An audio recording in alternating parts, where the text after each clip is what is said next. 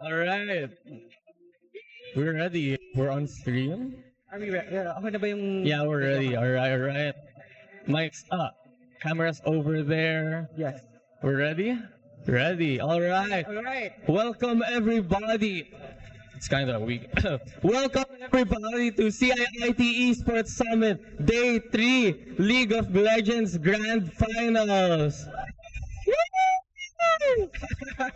All right. I love the hype over here. What's Okay. up?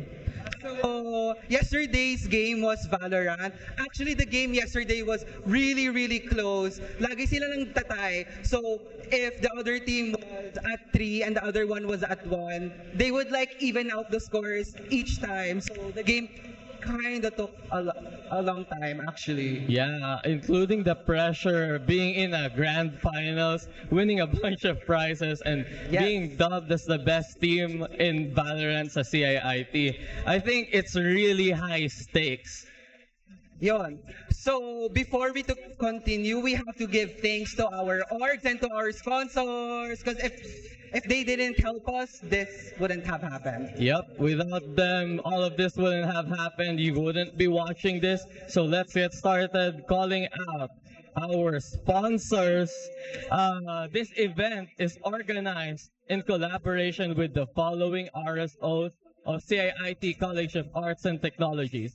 First up, CIIT Student Council, Atelier, CIIT Traditional Art Organization, Axis, CIIT 3D Organization, Cascade, CIIT Cosplay Organization, Pixel Hive, CIIT Comics Creator Organization, Safe Zone, CIIT Advocacy Organization, and lastly, Tunes, CIIT Music Organization. Yes, thank you for that. And as well, our sponsors.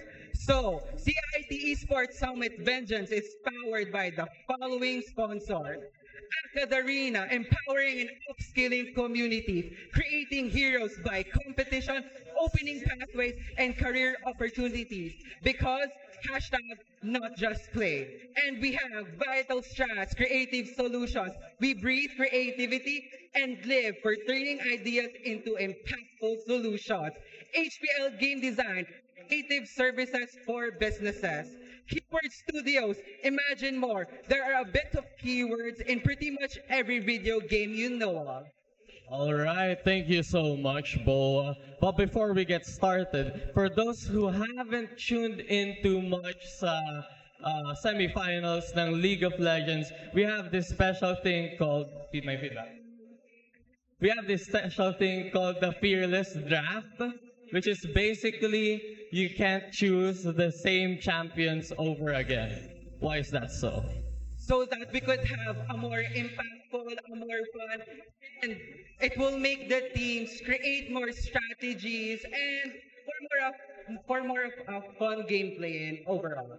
Yep, that's right. It provides a lot of variety in game. We won't have to see the same meta picks for the next 5 games. You'll see unique picks, yung mga niche picks that people don't have lots of like knowledge with. And yeah, that's about it. So, I think.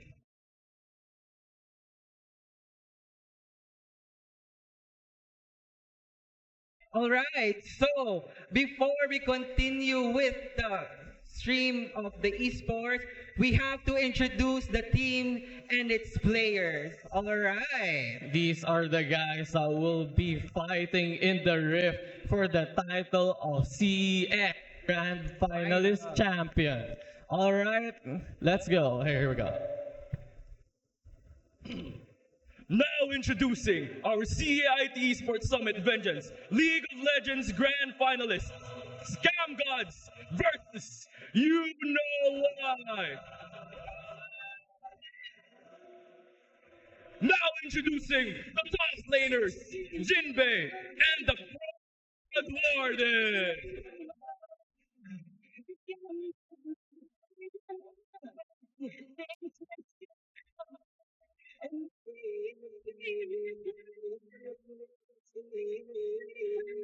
Now introducing the junglers, Solo IQ and Asta.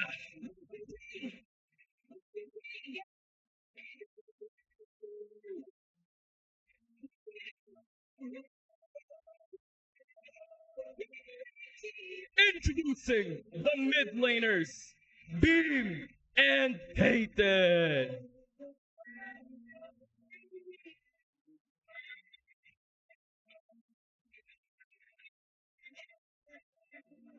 Now introducing our bottom lane, 𝗏𝗏𝗏 and 𝗏𝗏𝗏𝗀. Last but not the least, introducing the Sinzu and Future Knight.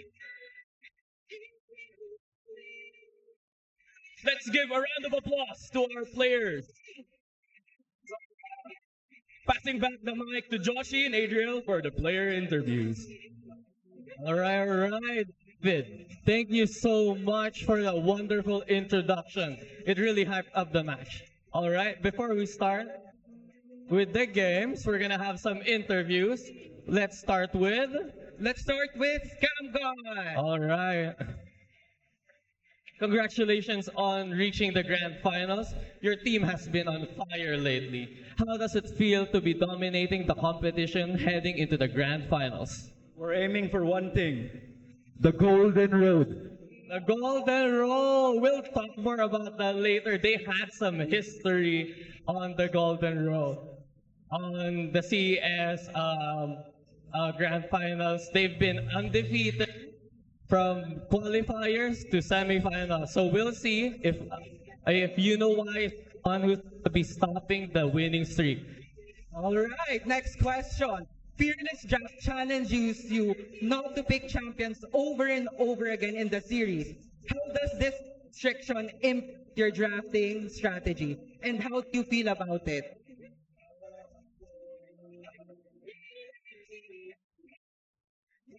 I feel like Fearless Draft, the Fearless Draft will help us, help everyone.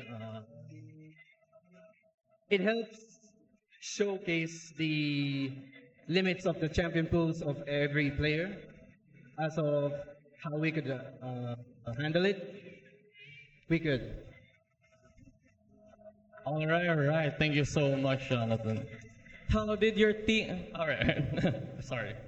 Up next, how did your team prepare for this grand finals? Did you practice any certain strategies, any certain compositions against you know what? We've actually been practicing almost day and night, every day, every single day, ever since, because we never want to underestimate our opponents. We always want them to give our best, because that's what esports is about. And for strategies, just wait later. All right, we'll be looking after that. These guys are really amazing tournaments.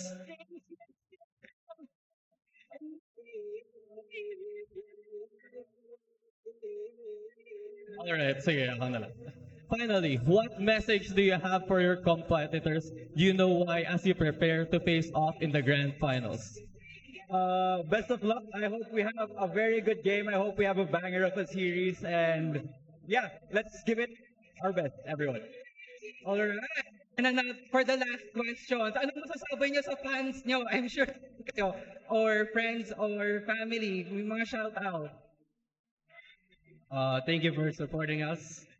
I hope you get to watch an exciting banger. Great. Thank How about you, Brendan? I have 5 points for all my fans. Indeed. Thank you, Brendan. Thank you so much. Give it up. Everyone, give it up. Oh, okay. He's still flexing. All right. All right. Everyone, give it up for 𝘄𝗵𝘁'𝘀.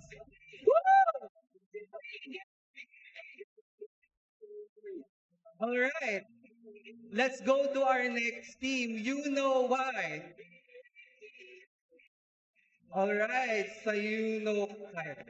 Congratulations on reaching the grand finals. I know it must have been a tiring journey, yet it feels really great to be standing here today. So, how does it feel to be on the brink of potentially becoming champions? Exhilarating and Even though we didn't expect to make it this far, it's kind of adrenaline pumping. All right. All right. Thank you for that question, question and answer. All right. Is there anyone you're looking out for on the other team? What would you like to say to them? To be completely honest, I'm looking out for all of them because all of them are really good with really good macro. So the only thing I can really say is get ready. All right, all right. All right. So, are there any specific areas of the game where you believe your team holds a distinct advantage over Scam Gods? I believe it. Hello. I believe it to stay chill under immense pressure and All right. All right, that's understandable. But yeah, facing on such as facing a team on strong winning streak like Scam Gods can be intimidating. How do you maintain the belief in yourselves and your abilities to pull off a great game in this grand finals? okay. So this is like our third time fighting them in this entire series. So we kind of have already a lot of info on what we can go on. And to be honest, we're probably still cooked, but like we'll try our very best to try and win. Thank you. All right. They'll try their best. Finally, what message do you have for your competitor Scam God as you prepare to face off in the grand finals? Let's have fun. All right, thank you. And lastly, what will you say to Lastly, any shout outs to your fans watching right now, and your family, your friends, what can you tell to them? Thank you for believing in us, and we'll try not to disappoint you. And shoutout sa Israel, tsaka shoutout sa Ari. All right, How about you, thank Mal? you. Shout out sa inyo lahat. Shout out daw sa inyong lahat. Maraming salamat. Alright, everyone, give it up for you know why.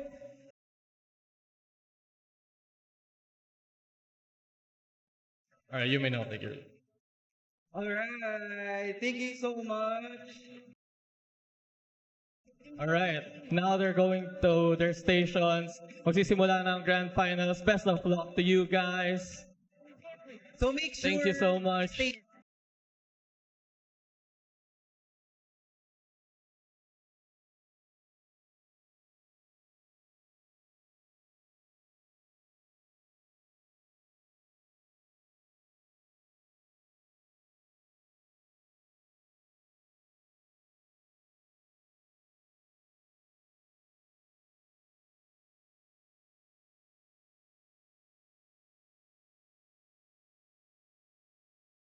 That's all for the players. They'll be heading off to the Rift. Make sure to watch it. It's gonna be a great game. Good luck, guys. Good luck to all of them. All right, so we're gonna have an intermission. So yeah.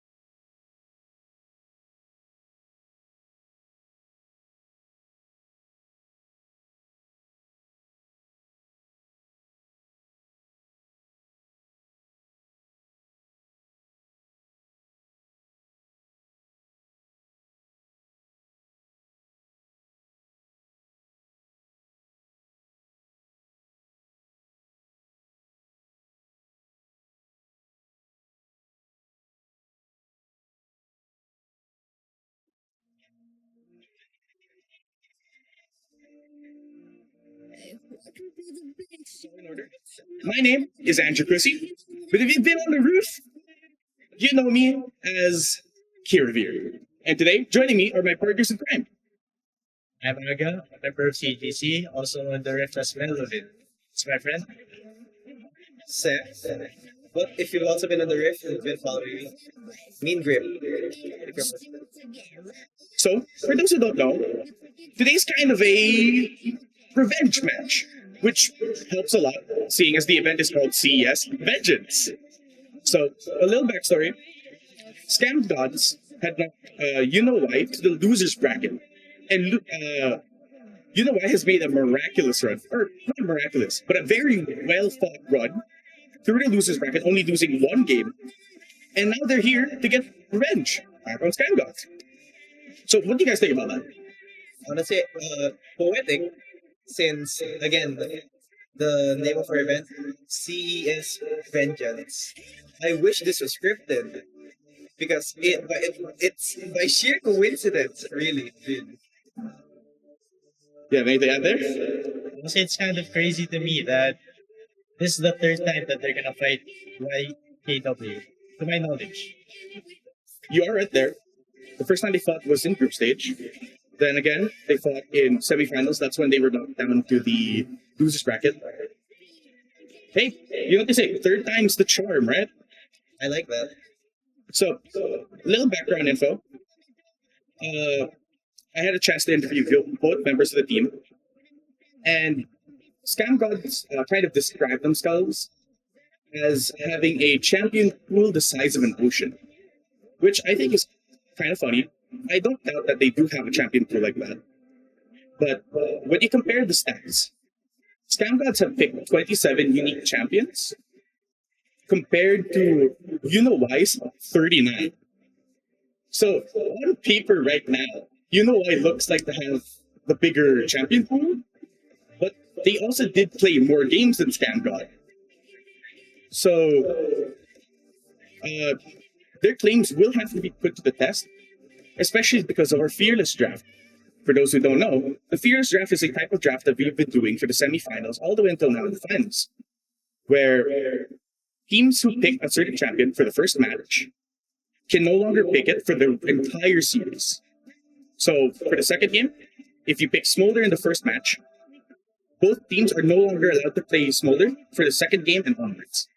Then whatever you pick in the second game, you can no longer play it in the third game, and all the way until you get to the fifth game. So I hope you have a wide enough champion pool that you don't become the weak link on your team. Just to give a recap, we are doing best of 5. Well, that's going to have to put all of their skills to the test. If we want to talk about individual players for a minute, who do you guys favor?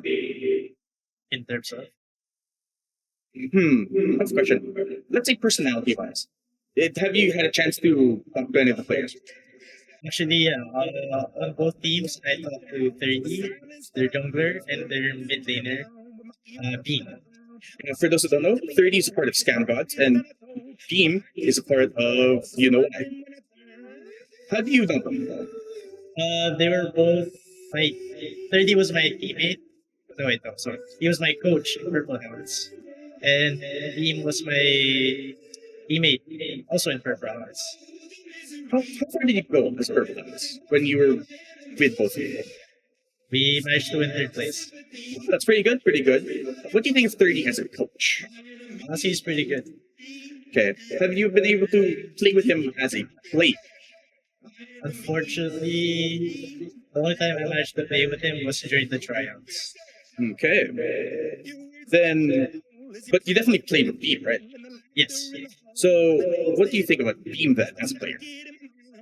Honestly, when I fought against him in CES Vengeance, he is a little opposite side. He did not give me a chance to breathe. When you say that, so in an interview with Scam Gods, LeBlanc is actually their, or the mid laner is. It's not like LeBlanc at all. And that was way before even fighting Beam, apparently. So it just kind of had a twist of fate that he just happened to fight someone whose main champion is LeBlanc. The Lord works in mysterious ways. it could be his kryptonite. Oh, that is true. It could be enough to win at the first game, but we'll have to wait and see until that happens. Okay, I'm hoping that somebody can pray for me. Do you know anyone personally on any of those? Oh man, none at all. So our only basis for reference will be Aga, and he has played 2 of them, which means we will probably end up seeing something that we haven't seen before. I have heard that Brendan is basically the mastermind for scam gods. This might seem like a shameless shout out, but he's notorious. Is he actually? From what I've heard, at least. Alright. Well, I wonder if that's going to be enough to face 𝗖𝗵𝘁𝘀𝗵𝘁. I mean, they did beat 𝗖𝗵𝘁𝘁 twice. But 𝗖𝗵𝘁𝘁 has to be coming in more prepared than ever, right? Dude, I only need to say this once. Generation learning. Elaborate. What do you mean by that? With every defeat, they only grow stronger. That's like some comic book level story, right? It's basically the Dark Knight with a few lines rewritten. Alright, then I hope you're right, because that would prove a very good story, and something I would never forget to Shoutcast ever.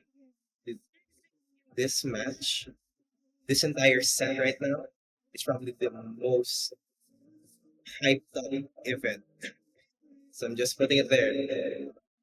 We're gonna have an amazing few matches. Well, you're most likely going to be right. I want to put some more focus on some of the other players. So I got the chance to, again, earlier, like I stated, I got to interview scam gods and 𝗖𝗵𝘁𝘁. Sadly, I wasn't able to interview all of 𝗖𝗵𝘁𝘁, but I was able to get 3 of their members. I got to meet 𝗵. Fun fact, did you know 𝗵 did not know that there was a prize for this event? He joined this completely for fun. And he only learned that there was a prize today. So, I don't know how I feel. For those who don't know context, the 3 of us did initially join the event under a team known as SOG. Sadly, we weren't able to make it out of group stage. And in fact, it's really funny because 𝗖𝗵𝘁𝘁 was the ones who sent us to stay in group stage. Yeah. So that's a bit of blow to my pride, knowing that someone was just playing for fun, had no idea that there was a prize, and completely eliminated us from the tournament. But then again, we wouldn't be able to shoutcast if that didn't happen.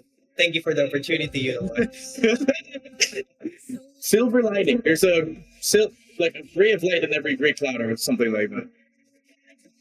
Then I got Promoted to Shoutcast. promotion. I mean, it's good enough. It's not good enough. It was a great promotion. We get to get a great view of the entire We're event. gonna watch some amazing matches. So that's 𝗵. Then we have Jinbei, their top. I played against him. He has a very good Camille. I absolutely despise him. Like, sure, I played tanks. So initially I had some kind of advantage over him, seeing as Divine Thunder is no longer in the game. But that doesn't matter when he kind of just runs past me to go to our ADC or Aga, who was our mid laner. And I couldn't really keep him off of any of our team. He had really good target priority. Oh yeah, he was very good. And I think that's gonna prove a deciding factor in this game. Especially when he tries to target the ADC of scam gods or even the mid laner. He does a pretty good lockdown. That is true. Yeah, that is true. Lockdown is crazy good. And I feel like that's a lot more important now, especially because of how mobile the game currently is. Like what how do I say this in a way that I can elaborate a bit more? How required do you think mobility is currently? Oh, Hold on. we're getting an update. Yeah. Can I say that again, please? Hold on, sorry. Oh, we're doing a modified fearless draft. Sorry, I got that wrong then. Once banned, it can't be banned again. And then once it's picked, it cannot be used again. Oh, okay. Well, that makes it way more complicated, huh? As I will read what said. Why is it gotta be so complicated? Okay. Sorry. So that changed a lot of my notes because initially I had trying to think about and wanted to discuss with you guys what do you think I'll pick for first game, second game, and so on. But now it kind of changes how both Scam Gods and 𝘂𝗵𝘁'𝘀 has to play the game. Granted, there's still a good champion pool, right? But I can see a lot of like the champions that they use in like the latter games not being chosen at all in favor for something that they chose in like game one. I think I know what you're talking about. For example, they did. 𝘂𝗵𝘁'𝘀 has played Renekton before, right? But I feel like that's not going to be enough to use, or it won't have enough presence to be useful in the finals. I feel like they might substitute that with something like the Gnar, maybe the Pantheon, or maybe even the Glen. Then, even during the draft, they also have to make pryos and stuff. What do you think Scam Gods and 𝘂𝗵𝘁'𝘀 will prio based on how their team comes work? Do you think they'll try and prio pick for their bot lanes? Do you think they'll try and prio pick for the mid? Or do you think they'll just try and secure comfort picks for people? I'm gonna go ahead and say this. It's most likely the bot lane. You think it's the bot lane? Why do you think that? I think they're gonna prioritize Soul. Dragon Soul? Yes. Dragon Soul is really strong.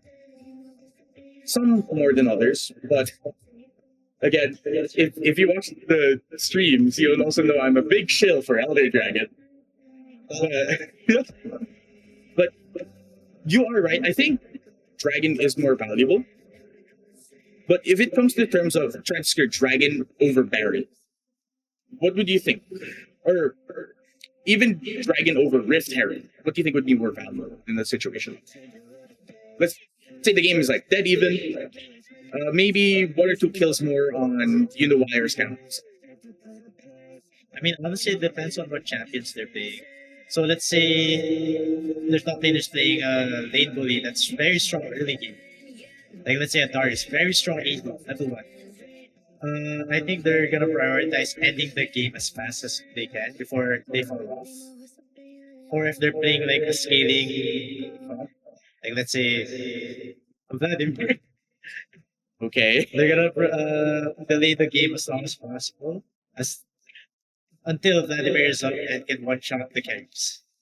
Okay, but they have to get to that point in the game, and so far, Scam Gods don't seem keen on letting anybody hit at late game. Yeah, that's true. Which reminds me, a lot of the games that they played previously, they play a lot of very engage heavy champions.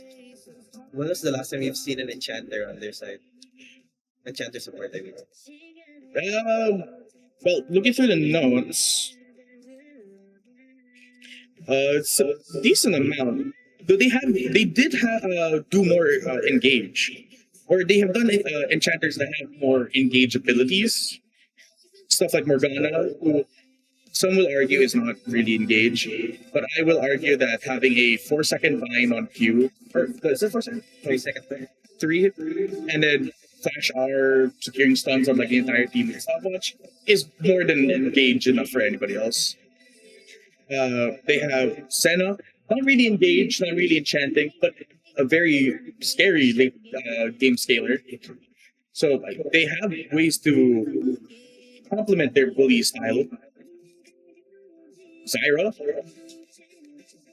pretty strong. Sorry.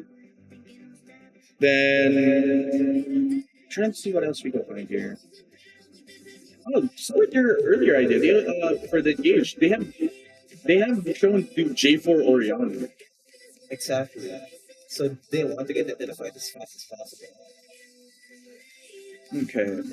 I'm trying to see what 𝘂𝗵𝘁'𝘀 could be the counter pick. Because I mean, they could take the Oriano first for that. Or they could make the game as difficult as possible to try and keep the J4 away. Because even if it's a comfort pick, if the team comp doesn't support J4, I feel like it wouldn't be that good.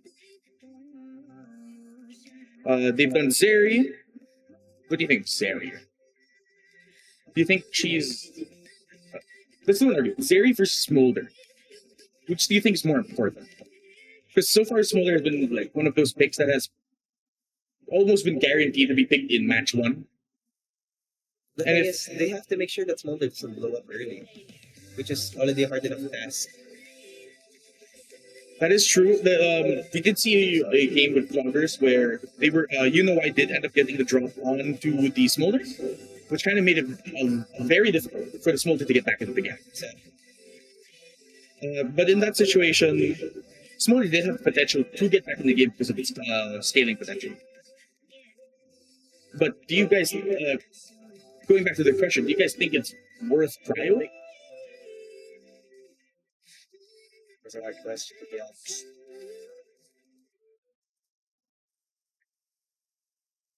Well, while you go think about that, I think we're getting word that the match might start. That the match is starting. Oh, is it? Oh, it is. Oh, I've not been thinking. I've been way too engrossed in this topic. Okay. Do we know what side is on? Scam gods seem to be on blue side. Is that right? I think so. Okay. So, can you tell us the advantages of blue side? For those who don't know. For blue side, it's way easier for them to access Baron. And for red side, it's way easier for them to access Dragon. Okay. In the game 1 environment for draft, what do you think is more important? Would you rather get the first pick of blue team? Or would you rather get the ability to pick 2 champions first on red side? I want to say, if you're trying to play a specific role, trying to secure a highly contested champion, it's really good if you're blue side. I'll argue on that side. Right. So that's the case if you're playing blue, right? Wouldn't it be better to play red? That if you see them try to go for a specific comp, you just steal away those pieces. So, for example, let's say Kalista. Kalista Renata has been one of the strongest bot lane combos. It's been really better recently. Very better. And let's say blue side picks Kalista. Wouldn't it be better if you, as red side, secured Renata and then stole or play an ADC that could just do well as Kalista for that support? I want to see. Then again, if they pick Kalista first, she's still liable to being counterpicked.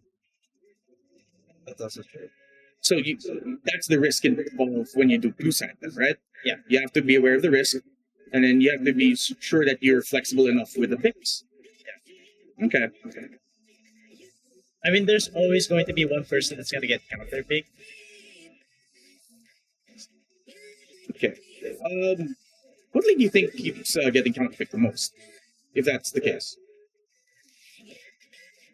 I think we're just getting word right now. Oh, we're in. The match is starting. Okay, I got notes ready. Let's see how this draft will go. First ban is 𝗖𝗂𝗃. I has played 𝗖𝗂𝗃. I don't see 𝗖𝗂𝗃 on my list here for scam guys. Oh, Aatrox's ban. That's a target ban against the top laner. LeBlanc. Oh, they do not want to fight against Beams LeBlanc. We were talking about this earlier. I think it's Beams 𝗖𝗂𝗃 as well. Their target priority. Oh, you're right. J4, they're stopping 30. We must all Karma. Is it just a target ban against Beam? Okay, what will Beam do in this situation? This has to be illegal. This has to be illegal. I mean, if it works, right? Okay, what has 30 played that he could still use here? He has Anivia. Anivia is very good against the AoE. They can't really do much against that. Ari is really strong with Malignance, right? Listen, Fate has really good roaming potential. sharpening my feathers. But has he played Twisted? He hasn't played Twisted yet, so there's always that chance. There's also Anivia. I did talk about it earlier. Again, that was a very good pick that he could do. Or maybe they could just leave him out to dry just a little bit. Try and secure a stronger pick. Make them waste more bans on Beam. If that's the case, they could try and secure picks for Jinbei. What do you think? Nar? They could do jungle top double pick here.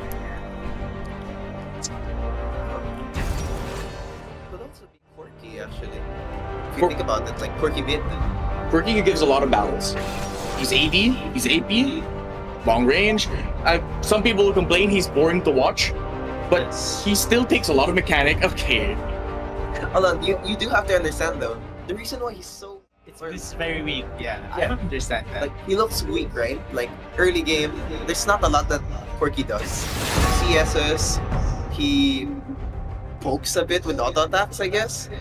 But apart from that, you really have to wait till like mid game or late game, because if you try to all in a Quirky, what's Quirky gonna do? Fight you? No, he's gonna fly away. That could get very annoying for you. See if I care. Oh, things are getting banned then. Okay. A bit of technical issue, but that's fine. Let's keep talking while we're... Oh, okay, there you go. Xayah ban and Vex ban. So they did ban against... No, I'm sorry. They did again do a ban against the ADC player. So they don't want to deal with Smolder. They've scared Seraphine. That could be for... Or that is for Beam, right? Because they have the Leona. Yeah. They have Nyla Senna, which is... It is here. And I have it on good word that the support player, Future Knight, he loves Senna. Like he's told me that Senna is one of those picks that he's confident that he can almost guarantee it completely. Damn. The Rumble and Value ban coming in. I don't know how I feel about that. I feel like the Rumble could be a trap, because SG's top laner could play the volley. You can argue that he has more impact in the jungle, better ganks, but for a player like SG's top laner, volley is just as dangerous as a pulley in his hands. Judging by SG's pick, I think they're playing into a heavy time combo. Yeah, that's exactly what we were talking about earlier as well. Okay. Azir and Talon. Oh, I have it also on good word that the mid laner for SG loves Talon. It's his main comfort pick. Exactly. See what I mean? SG chooses a lot of like really heavy engaged champions. Lots of lane bullies as well. Do you think the Azir is enough to stop that? I feel like the combo of Azir, Seraphine, and Leona can help stop any kind of engage, but I feel like they're too squishy, even with a Nocturne. That's true. But also right now, we're also dependent on like what 𝗔𝗏 is going to choose as their ADC. Because if it's not an ADC with mobility, I'm not quite sure how they're going to be able to play keep out. I don't think you can, even if they have a lot of mobility. Oh wait. Oh, I didn't click in my head. We talked about Seraphine and we saw Azir, but I didn't click in my head. It's a Seraphine bot. It didn't even click to me. Okay. Gragas for the top laner of SG. So Volibear is going jungle. Good balance of AP, but they're more heavily skewed towards AD, right? It's way more AD on their side, yeah. On Scamrots? Yeah. Yeah. With Gragas being the only source of AP. I think, well, Volibear also does AP damage, but it depends if he builds Riftmaker or not. Do you think it's worth it to build Riftmaker for this comp? Yes. It's gonna look like a stat check by the time that Volibear starts getting items. It reminds you of the match 𝗔𝗏𝗏 had with PT. Callback. Mahoraga. Kept adapting to the situation. Yeah. What do you think of Ornn? I feel like Ornn is a very safe pick, but into the Gragas matchup, I don't know how I feel about it. Maybe if you unstoppable against the body slam. Or the R. The R, that's right. But you have to time it well. You can always delay the R into the body slam, or you can do it vice versa. You can hit the body slam into the casket. Or you can even just use it to try and set up. So I don't know how I feel about that. I mean, honestly, I'm not a big fan of the balance of, 𝗖𝗃𝗂𝗿𝗀 team comp. Because their only source of AD is Nocturne. Oh, you're right. They can just Just start stacking magic resist. Yeah. Yeah. Though the only one who can really stack magic resist is 𝗤𝗏𝗴, right? And even then, if you do end up doing that, you lose out a lot of your damage. If you're trying to go for the AP build, you can't do Nashers because you'd rather prefer to get something like Spirit Visage, right? Gragas, you kind of want to do more AP on, unless you're trying to do a more sustained heavy Gragas. You lose out on so much damage though, but then again, keep in mind, Senna, Talon, 𝗤𝗏𝗴, that just might be enough. It's AD versus AP. They have reverse comps. Oh my god, you're right. Okay. But then again, the good thing about AP comps that I can say about AD, Yeah. both Leona and Ornn, they can both build Abyssal Mask, which reduces magic resist. Magic resist, you're right. There's no equivalent on the AD side. There's no, or unless you're doing Black Cleaver, but that doesn't give you armor. Yeah, it reduces like, if you hit them 5 times, it reduces their armor by 20%. I think it's like over the course of a few seconds, right? The closest thing you have is what, plated steel caps? Yeah. Reduce damage by like 12%, like a set amount at least. This has a lot. This has a lot. This makes me think about a lot of things. I mean, okay, let's talk about something else. Okay. Level 1 invade.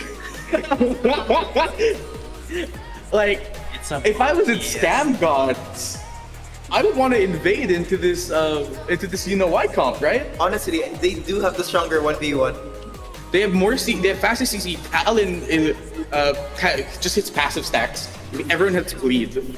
The only real people that they have to worry about in terms of damage is Azir. But Azir's gonna probably lose a lot of mana. Seraphine won't be able to hit any of the CC, stuck at level 1 still. Nilah, crazy strong, 80, one of my favorite 80 carries. So, really strong with the sorry, not Seraphine, Senna. And then 𝗤𝗏𝗴 basically has a guaranteed stun. He just has to run up to you. And with that, match 1 starts. Although I really hope the Nocturne pass from red to bot, because I could tell that if they manage to set up their wave properly, we could be seeing a double kill at bot at the end. Okay, Talon and the Nilah heading to red. So it's not looking like a proper invade. Yeah. Everyone is going to separate ways. Top lanes going to the top lanes. Jungle and mid hovering around the bottom side. Jungle individually. Looks like our wishes for an invade has gone down. Next game. I hope we'll see one next game. One thing I am worried though, 𝗖𝗏𝗏𝗧's like lack of consistent damage. I mean, that will change eventually when they get to higher levels. Actually, now that I see the Seraphine ADC, it's a good thing that Scam Gods had banned the Karma. That is just way too many shields in bot lane. That's true. Like, Karma already has ult, if you don't know. One of her passive abilities, she has ult at level 1. Along with the level 1 fight breaks out, The body slam hit, that's a good stun. Gragas gets away with the better engage because of the passive healing. Oh, but there is the Ornn hits with the poke. Okay. For those who don't know, this is your most average top lane interaction. And there is a chance we also might not see any ganks. Top lane is called an island for a reason. It's a single play experience. Exactly. Oh, stun? Okay. That's Phaedrus into Grasp for the Undying. Ornn, even with Grasp, will not out-sustain his Gragas. I don't think so. Oh, goody. Supports fighting. Or so not supports. That set as a support, by the way. That damage onto the Seraphine. Yeah, I was staring at it for a solid second. Oh, I mean, the problem with Mage bot lane is that their only body source of slam? damage comes from level timers. When He did hit level 2 first, right? Misses the breath. W. Or W, thank you. He wasn't able to get stun, or the passive stun. All in is going in. Burns flash from Azir. Prevent passive. It is the safest play. Yeah. But you don't want it to be out of date. Going back in. Q, W, securing the passive. Azir summons soldier. be able to That's turn 2. this, actually. Enter. Gets a 3rd. Procs the fleet footwork. That is the Talon getting away safely. Oliver starting to lurk down at bottom riverside. Whoa! Orn gets the first blood? Oh, but Volibear didn't flash kill! But the counter count with Nocturne! Talon secures a kill there. W securing, proccing the passive. Nocturne not going to be able to do much. If he stays here, he has a chance of dying. Talon will just pop the spell shield even if he does before Volley gets there. Something to note here, it's very impressive that the jungler managed to flash into the right place to cancel the Azir E. Because if you collide with someone, you cancel the E. And you spawn. Really? Yes. I had no idea that was an interaction. Very good play. You know why his bot lane is a very tough spot here? Yeah. Nyla has such a short range, but it doesn't really matter because Senna is basically Caitlyn by herself. Yeah. So they can't really push up considering they're playing a mage and melee support. And Drag is getting better trades off here over the Ornn. Shoving in fast. I mean, let's hope the top laner freezes this. CS seemingly pretty even though Seraphine is being shoved under turret. She is maintaining a not sizable, but a equal amount of CS. And so far, we're looking at an almost equal value in gold. Both 6.4k gold. Probably they're very balanced. Looks like bot is gonna reset here. Bottom riverside, there's a lot of vision control right now. Senna looking for a cancel on recall. Gets the cancel on both recall timers absolutely gone. By the time they get the back, Nyla is gonna be there. That's probably what, a plate for free? Yeah, just as he said that, Nyla is now back. Oh, but a fight in top lane. That sidestep. Ornn. TP coming out of Enoki. Okay, that's the TP burn. Early game it's not as bad, Yeah, but it's like it's long. yeah. 5 minutes, by the time we hit 10, Yeah, they will have it back up. But it will make it harder if they get invaded or ganked by the Volibear. Talon's lurking top right now. He might be looking for a gank. Or Actually, it's a dive. I think Gragas can build up a very good wave here. Oh, Flash in with the stun. Ornn hits the knockup, but flashes away. Lives through it. Ooh. Very good dive by SG. It almost costed them. Gragas almost did die there. And sadly, the Ornn did waste Flash, and he has no TP up, so that's a lot of his mobility just gone. But as they recall, they might just be able to steal these grubs for themselves. But Volibear contesting Dragon right now while they're doing grubs. In this situation, what do you think is better for the team groups? I think with Azir and Nocturne, Grubs is better than first. Oh, absolutely. Because with Drake, or Dragon, you can just make a comeback with it, mid-game. But, early, those Grubs are never gonna come back. And there it is for, no chance to steal. Bot did try to hover it, but there was already 3 there. They were a bit too late on it. Talon having Tiamat, that's a lot of shove potential. He did get the kill in top. So he is very ahead now. Plus 10 CS over his fellow mid laner. He looks like to be roaming to bot. Might be trying to get another dive in, but I don't know if bot wave supports this. If not, he's probably just gonna ward up. Some really good ward placements as well. Where is Nocturne? Nocturne isn't top side, so Talon won't get anything from this. While we're going to good roam attempt by the topside. Talon, considering that he has tempo over mid. Because that's kind of Talon's thing though, right? Secure strong tempo. Oh, whoa! Engage in bot. Certainly gets a kill. Send up. And Ornn Jinbei getting a kill. But traded tower. I think that's champion in the game. I think that's a bad trait for Ornn. Because look at that top wave. That's gonna freeze over there. And Warden's gonna miss at the very most 𝗖CS. Talon burning flash. He couldn't leap over the wall because he leaped over to try and ward into the jungle. Nyla going in, getting into trade. Seraphine flash. Should be able to get this. I didn't see the root, but it did hit the minion, so they are able to get away there. 10 CS up on the Seraphine. But that's equalized by the kill goal. Yeah. So they're still pretty much in an even state. None of them seem to have ult. Or no. Nyla did pop ult, Seraphine did not have it. 𝗁𝗏𝗏𝗏 is here to go on to the Ornn. Brother against brother, body slam into the Q. Ornn get away with E. Volley does not have 6, so he cannot dive yet. He might just stay. Oh, he's gonna stay for the 6, do you think? They're gonna tower dive. Ornn should just leave. Oh no, they're Talon's here. dive. Oh no. That's rough. I don't think he could have gotten out. He did what he could. He even tried to hit the E into the 𝗁𝗏𝗏𝗏 to try and stun him. Getting trapped under turret. Azir needs to secure more prio here for his team. Ornn pulling out the TP. I believe after this, they're going to attempt to play bot side. I don't know. 2 minutes. In 2 minutes, Dragon's gonna come up. That is true. There's not a lot of opportunity for Nocturne to start ganking as well.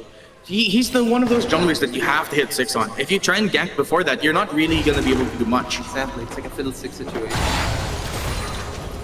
They might as well play safe, let the Senna stack, and then start and fight that way.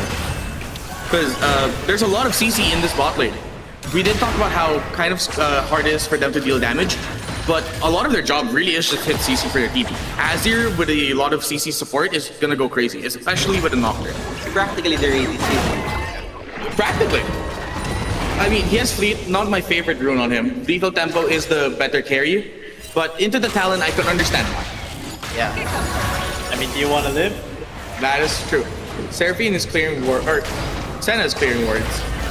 Gets a poke off. Senna misses the engage from the Kyla. Gets stunned. She isn't able to press W there, sadly. Or keys, because look at, Really hard to trade into that. you can look at the kill angle there since both. Leona still hasn't hit 6 yet, so no ulti for her. Both 𝘄𝗵𝗁𝗀's bot laners do have ult. So they can go into a very crazy combo here. But comparing the health pool, if they just focus onto the ADC of 𝘄𝗵𝗁𝗀's, it could go badly. So I can understand why. There's Another objective. I guess they don't want to give the Azir a Nocturne, right? Yeah. So now they're actually missing it. Talon is here. Walking into the ward, he's gonna clear it. So they probably have an idea that they're on the grubs. Surely they must have it. I guess the problem here is SG really knows where the jungler is. Since they're so confident. Stolen grubs. So they won't have, that would be 4-2. Not the best outcome for 𝘄𝗵𝗁𝗀 there. Oh, but engage into the R. Deep over, Q the proc passive. Nocturne R on top of the Talon. Talon does get away with the invis. And the move speed. 𝗁𝗏𝗏𝗏 coming down. Will they stay for the fight? Doesn't look like it. Nocturne is going away, Talon and Azir staying. I mean, with Talon Almost out of mana. He can take this guy since Sorry, go. he can take this guy considering that he has no invisibility and his gap closer is only going to be his Q. It does also cost a lot of mana, and a lot of his wave clear does come from. Oh, 𝗁𝗏𝗏𝗏 can. Ornn just get caught out here right now. W to block the stun. In game. Just hit the R. Oh no! Flash slam! Oh, hit the top cut. Flashes away. W auto. That was a very good attempt. That was a very good Dragon's body slam into flash to interrupt the Ornn R. Bot lane will be able to take the dragon from this, but that is going to be costly for them in the top. Especially with the Rift Herald about to spawn in 2 minutes. They're going to lose a lot of prio from this. Oh, I was not expecting that. That took like the air out of my lungs. Seeing that Gragas like E-flash right into the Ornn as Ornn was about to bump into his ult. Disgusting. You know what was really funny? Yeah. While interviewing 𝘗𝗵𝘁𝗀, I did get a chance to watch their top laner just practicing body slam flashes. So he was ready for this. You can't say that was luck. He got ready for it. They were looking for this specific tip. He got ready with. It's surprising how well, or how it's like he instinctively knew that he was gonna need it for this game. Yeah. Specifically for this game. Maybe that's why he picked the Grags he's doing. Maybe that's why he didn't want to do something like 𝘁𝗏𝗏𝗧, even though he's gonna bounce. Oh, Flash R engage. R, Talon R as well. Oh no, Leona misses the R. Oh no, I'm sorry I couldn't shoutcast that well. I was just not expecting the Talon to suddenly appear there or the Flash R engage from the Layla. I had my eye on the doctor. He popped the R. He probably didn't go in, but he wanted to try and help the team disengage. Talon starting a fight with the Azir. He is winning even without the R. Talon can't really do much in a melee engagement. Flash Ignite Auto! Bleed plus Ignite, it is over. This is why Talon used to have 50% of all first bloods in League of Legends. Like, I don't care what you say about how he got nerfed or how the runes aren't that good on him. His skill potential is still there. It's crazy to think that before his rework, he used to be like a blink. Oh yeah, just yeah, behind an enemy champion. Way worse. Top is having a hard time here. Ornn is on his last tower plate. He's about to hit his last tower plate. Bot still haven't been able to push up to even hit the tower plate. Plates are down now. Ooh. Do you think they'll be able to push this fast enough? They won't be able to get it. Have the damage for it, even with the added grubs. Seraphine and Nyla are here. They could try and start a fight here if they wanted to. Almost got the slow off there. Currently, 𝘗𝗵𝘁𝗀 is on top of the Rift Herald. They're gonna be able to contest this, especially with all the kill leads. Ornn does have R, same with Nocturne and Azir. So they could try to fight for a team fight, but I think they should just give it up, and they are doing that play. Azir just wants to try and level up. Talon going for the wave clear. They're in no position to fight. They need to catch up on that gold lead. 𝗏𝗏𝗏 has picked up the Herald. Drag is invading Nocturne's jungle with 𝗏𝗏𝗏 spotted by the pink ward. Throw back. All my Q is on lockdown. It's very hard because they seem to know where he is at all times. They probably have an idea on how his pathing works. Call it good game sense. Or a lot of bot reviews. That is true as well. They practice almost every day. They did mention that in the interview.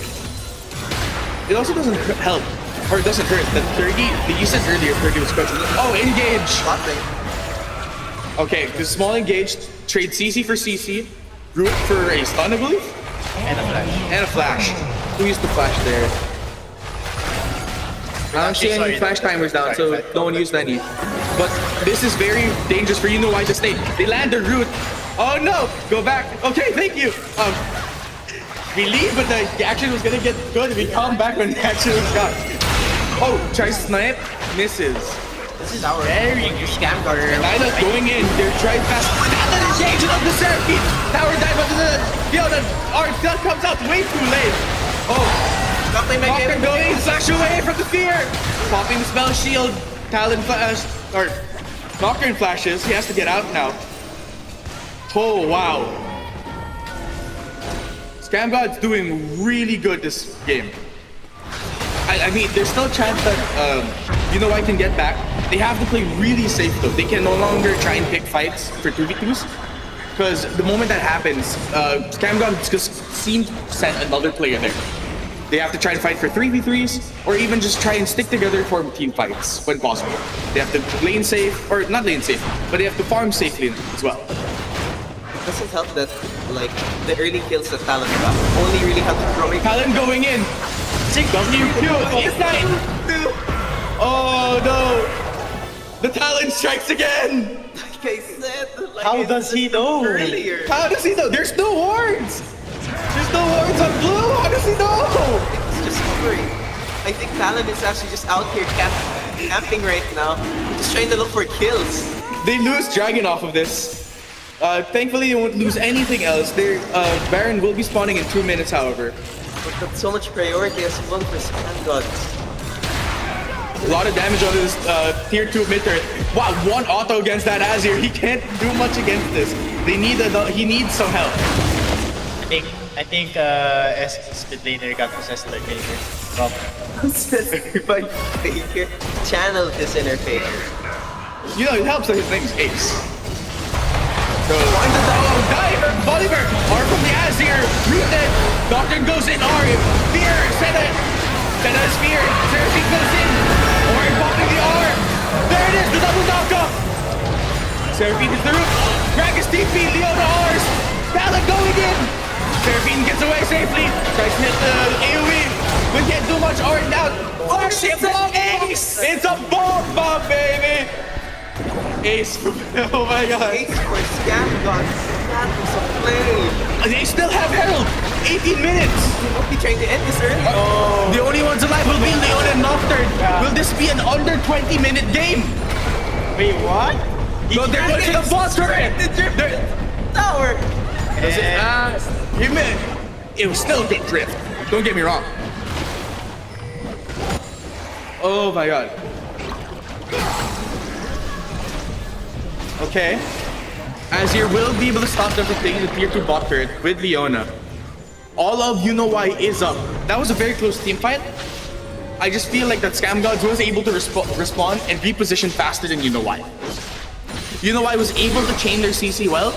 They just all weren't there in the proper timing. Honestly, I got terrified the moment I saw the teleport come in. Because Gragas, like, we haven't seen him in a while. So in that teamfight right there, dude, it just shifted the teamfight completely into Scam God's favor. Scam Gods will have the advantage as well. Ignite up for Talon is about to come up. He has Flash. Seraphine doesn't have anything beyond TP. With how it's looking right now, Talon can just go in and assassinate anyone from 𝘂𝗏. Disregarding Ornn, of course, since, you know. I mean, I wouldn't put it past Talon to be able to kill Ornn, right? That's true. As of now, he only has played steel caps, and we might just be able to see that all in right now.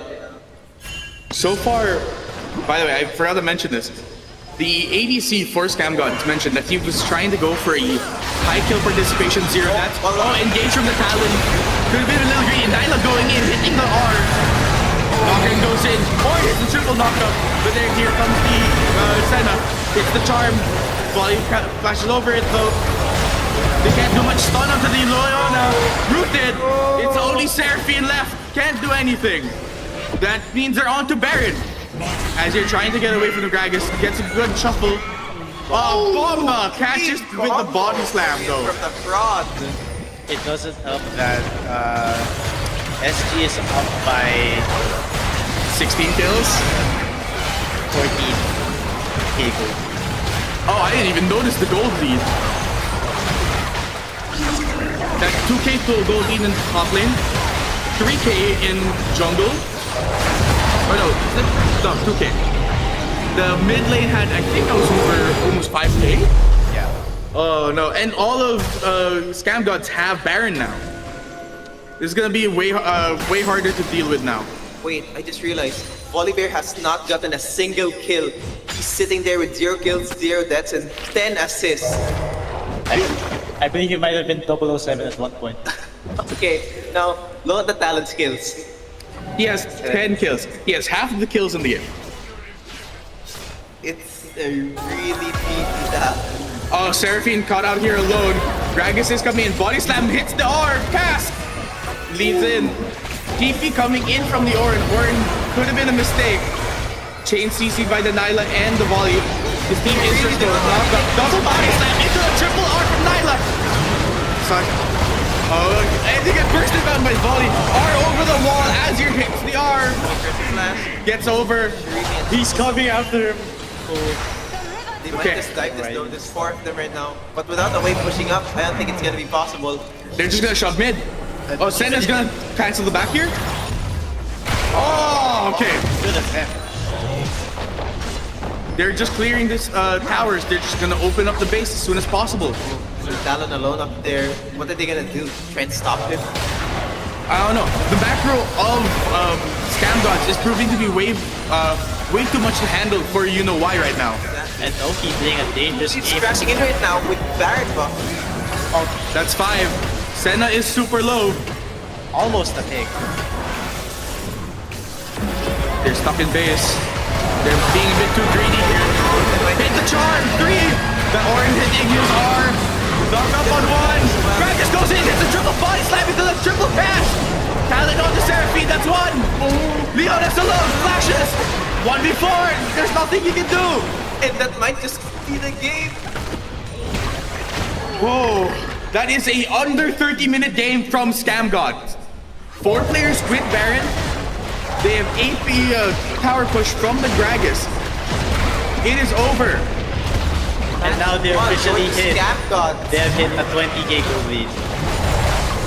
Oh, Scam God is your match 1 winner. okay.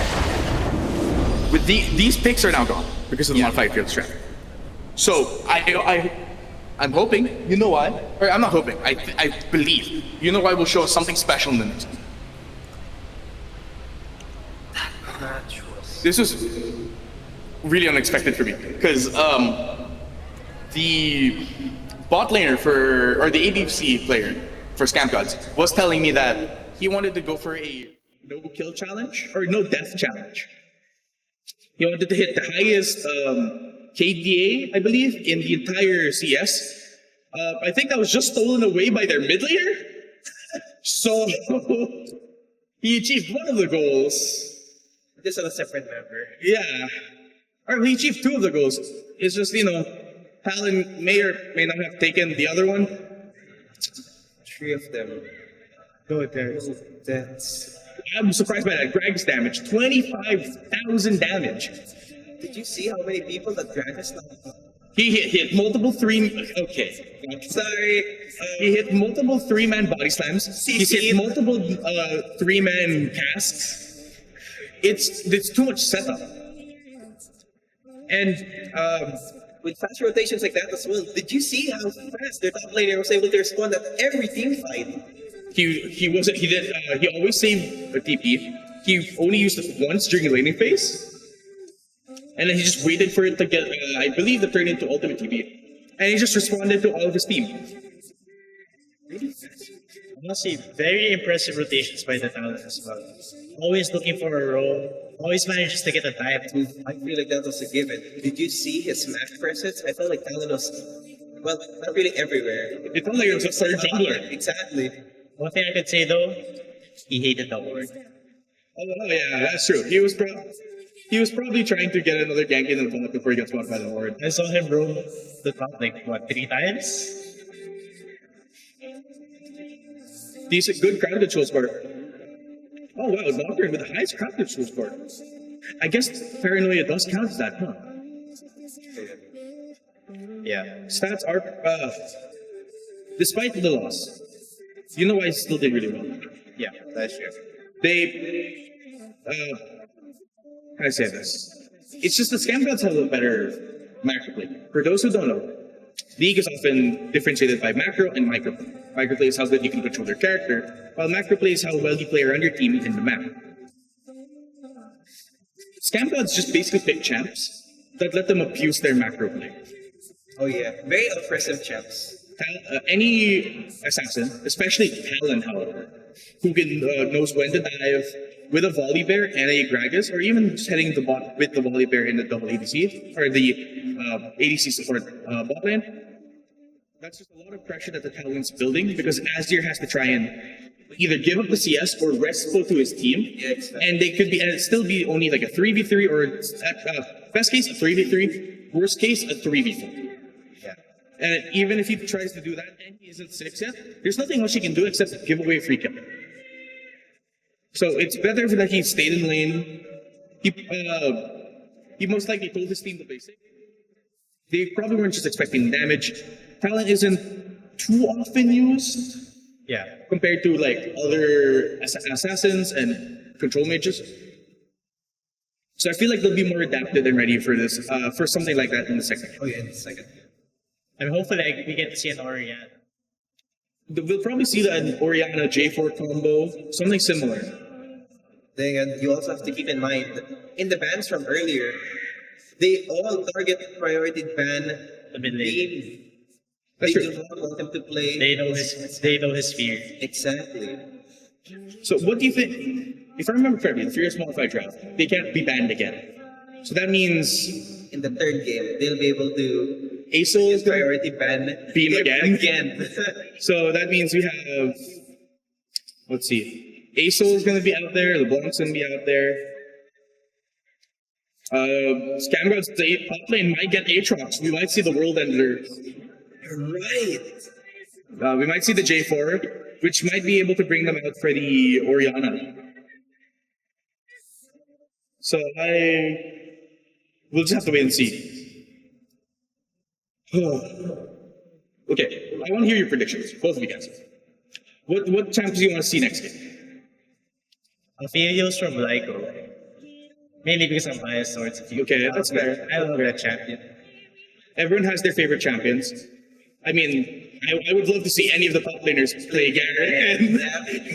I know Garen's the most, how do I say it? He's the mechanically hardest champion in the game. Like, I'll fight you crowd on this. Garen is the hardest champion to play mechanically. You heard it from You heard it from me, I swear. He's still even saying this, by the way. So, Okay, continue. So Aphelios knows one. Aphelios, Orianna, Okay. I think. And for the jungler, I hope to see a Sejuani pick there. Sejuani. so Johnny would actually be really helpful as well for like not to engage, not to disengage as well. It would prove really helpful actually against like Scam God's playstyle. Yeah. I mean, there's a chance Scambots just pick it up themselves, and then they become forced to be recommended. That's true, actually. Okay. That's terrifying. Like, can you imagine? A lot of their CC, they secured really easily with Flash. They might Now they just have a Sejuani CC. actually, yeah, priority pick. Like a lot of their CC, they use Flash to help engage with it. Now they just have CC that they can just throw and kind of forget about. So kind of makes it way more difficult to fight against that, right? Oh yeah. What other challenges do you have? Honestly, I just really want to see Aatrox get out there and start the world ending, but not a lot of options in mind really. Alright. Me personally, I wanna... Sorry, we'll have a small intermission here while we switch to the interview so we can talk to the current players of Scam Gods, I believe. Yeah. So please stand by and enjoy that.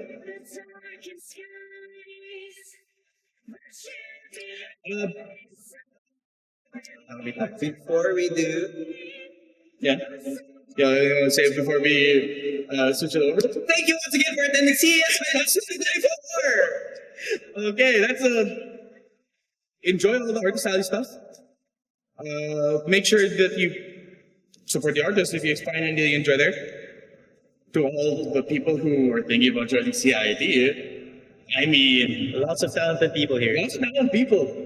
There are a lot of things you can do here. We meet with a lot of experts who help with our, I guess, respective crafts. That is also very welcoming to new students.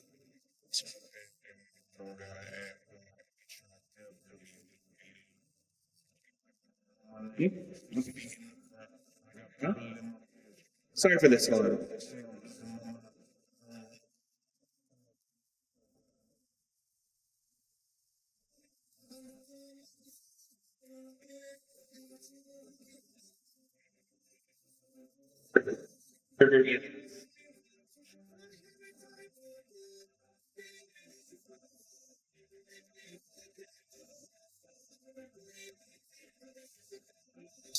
Hello, mic test, 1, 2, 3, mic test.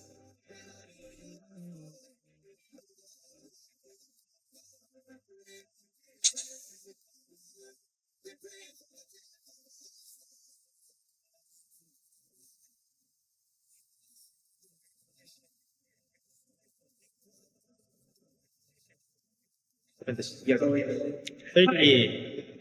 Hello. Fix stuff on our side.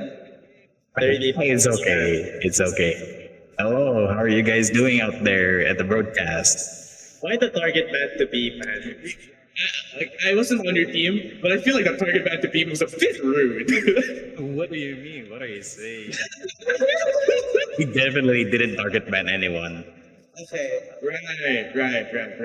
Come on, man. You're our coach for Purple Hills. Come on, man. We'll do this. Hey, we cannot leak some strats here, man. We cannot leak. My captain will be so angry at me. I assume that's your top lane. Yes, sir. Breadpan is our, aka Fraud Warden, is our captain for the scam gods. Yeah. So, if it's okay, can we talk about your performance in the game? Yeah, sure. You went crazy that game. Amazing power dives. You went no kills, but that doesn't discredit anything from you. 0 deaths, 17 assists.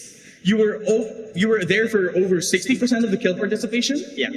You basically helped top and bot secure leads by just continuously forcing power dives. So, what do you think? Or rather, how did you like the 𝗏𝗏𝗴𝗏 pick there? Like, what made you guys come to the decision to pick 𝗏𝗏𝗴𝗏?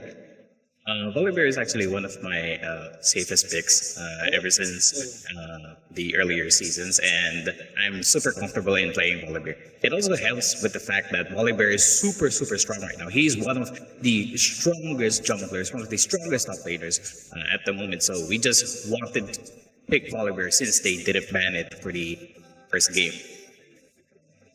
Okay, I see what you mean. Let's say, okay, I want to throw a hypothetical out there with you.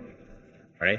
Did you guys have options just in case 𝗏𝗏𝗴𝗏 was banned there? Oh, sure, we have lots of options, but no, we cannot reveal that. We have a lot in store. We have a lot in the kitchen. Will you let Mao play LeBlanc? Will you ban it again? No comment. No comment about that. Well, technically, they get banned from Fearless Draft, I understand. But that also doesn't really stop them from picking it up. But that's the risk. Are they going to try and like take a LeBlanc against a well-known LeBlanc player? Because he would know what to do there, right? Yeah. Okay. He's giving us the side eye right now. I will not say anything. Yeah, well, if you want to find out what he does, you gotta stay in the crowd and keep watching, huh, guys? I'm pretty sure during the course of the game, you knew where the jungler was at all times. Yeah, I mean, I completely tracked wherever the jungler is, even without vision, and we were able to predict where he is pathing, and we adjusted our game plan and our side lanes from there, and it's one of the reasons why my performance in the jungle has been so good in that game. I'm gonna be real with you. Did you guys have like some guys there? Did you guys have someone like assigned to watch like where jungler was? Like you guys talked about like how again warding, the map knowledge really helped you guys there, but it seems like a lot of work for just one person to try and remember. Did you guys try to divvy any of that information out? Other people kept track of this thing, another person kept track of that thing, or did one of you guys keep track of it entirely by yourself? To be honest, we all have a good line of communications. All 3 lanes are communicating on what is going on with the big wave or minion wave. Sorry, this isn't Valorant. This is League. We are keeping track of like minion waves and each player from why is behaving. So if we know based on how aggressive they're playing or how passive they're playing, we immediately where if the jungler is trying to gank on that lane. And aside from that, our warding, our wards are so aggressive, but they're really deep into it. Oh yeah, very much. Okay, another one I want to bring up. So earlier when I interviewed you guys, your ADC, JC, he mentioned that he was going for the 0 death challenge and then trying to get the highest KDA. Well, I thought he was going for that. I wasn't expecting for 3 of you guys to go for 0 death. So was that kind of planned? Like, did you guys forget to mention that to me? I'm blessing in disguise. It's only because that you only asked JC. You didn't ask the rest of us if we were also going for the challenge. Rookie mistake! Oh my god. I should have asked them all. You personally, who do you think is the biggest threat on YKW? To be honest, I think Beam is one of the biggest threats from YKW, who is the mid laner. He is a very, very talented player at the mid, especially when he picks up the LeBlanc. Even though we were already able to beat his LeBlanc before, I still think his gameplay on LeBlanc is really respectable. It's really, really good. And he definitely knows how to pilot not just LeBlanc, but any mid laner champions in general. So when he gets into the groove, he definitely can take over the game, which is why we need to shut down everything else for him to not flourish. Was that one of the reasons why you guys decided to let Ace have his comfort pick? Let him have the talent? To be honest, it's more of a we weren't thinking of the enemy mid laners perspective. We were more thinking of Ace's comfort, and which is our top priority coming into mid matchup. We want him to be as comfortable as possible. All right. That makes a lot of sense. Mid priority, yeah. Mid priority is definitely. I mean, he did amazing work out there, and especially with your help. So I wanted to make I want to ask just a few more questions there. Us in the Shoutcast panel, we kind of got surprised when we saw Seraphine Leona. Was that something you guys ever practiced against, or like had an idea of even playing yourselves before? We personally haven't played it before, but we have experiences on playing against the Seraphine ADC bot lane for not just in the tournament, but and whenever we practice in normal games as well. We've run into it many times, and we are very familiar with the bot lane matchup. So when they picked Seraphine in their first picking phase, we immediately knew that it was going to be a bot lane Seraphine, considering the fact that one of the champ pools for Mao, the mid laner, does not include Seraphine. So information really helped you guys there, huh? Yeah, it really did. And it also really helps that all of our players are really dedicated in winning this entire series. Late to me straight, 30. Knowing that you were gonna face YKW for the finals, did you guys do like advanced reconnaissance and try to find what they're really good and really bad at?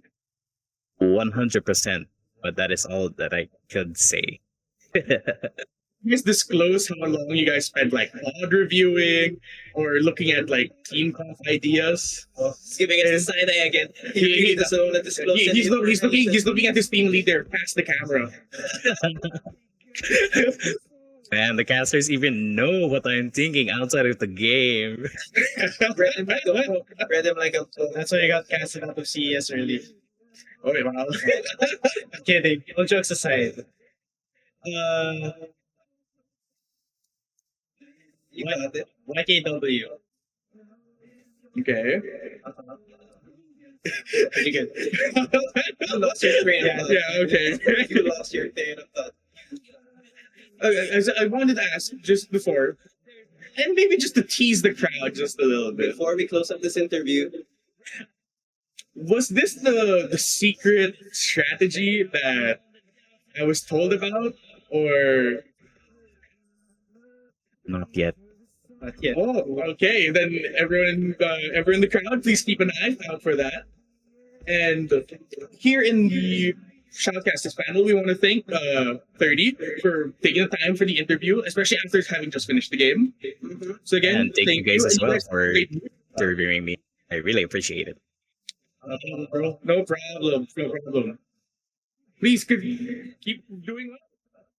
Thank you. And good luck to YKW as well to the next match. that's a lot of fun. I like that. Yeah. Lee, what a wholesome game. Maybe not. What? Okay, CIIT is a wholesome community. There you go. Fixed it. All right.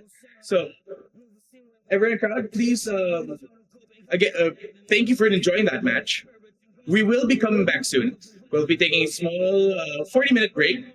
So please go to the bathroom, get some drinks, water if your mouth is dry. I know mine is from talking this much. Yeah. Get some grub in you if you're hungry as well. And we'll be back with you for the second game for YKW versus SG. Stay tuned.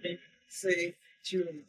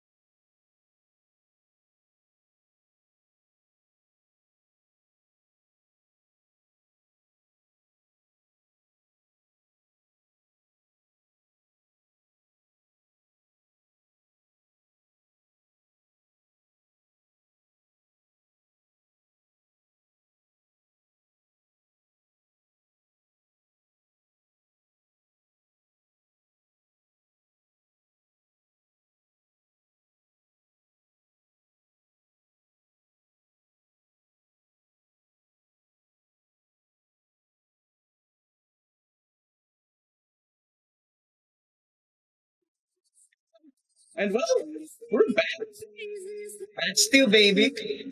Okay, so while eating lunch, I did a lot of things. Let's hear it. Okay. Aatrox or K'Sante this game? Right? I'm thinking Aatrox or K'Sante. Because there's no Grax now. There's also no Orange, so that's a bunch of tanks gone. And self-sustain that has good trade potential.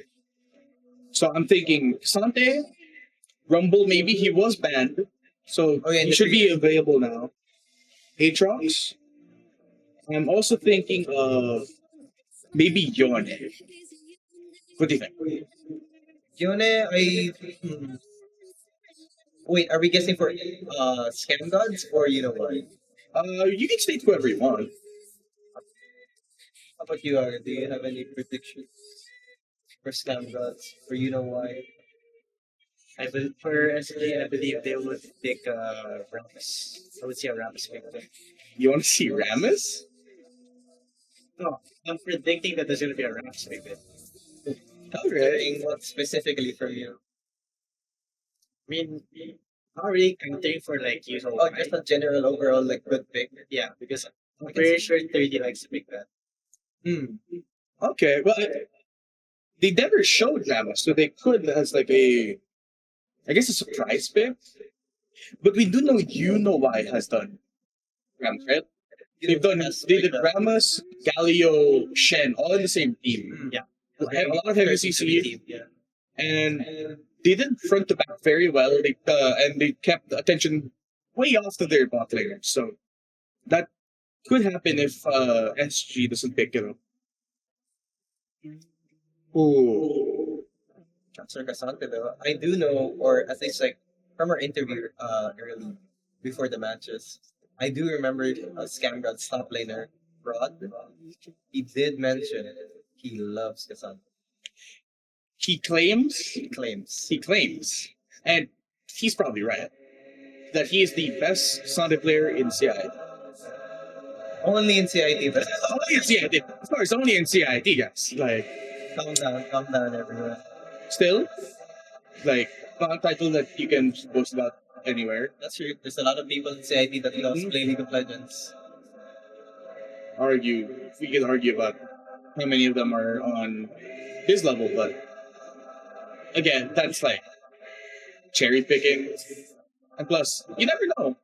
For all we know, there's going to be a new first year who's like The most cracked League of Legends player ever. he's a T1 Academy player or something. You never know. What are you doing in CIT? Go to a league. Get signed up. You never know.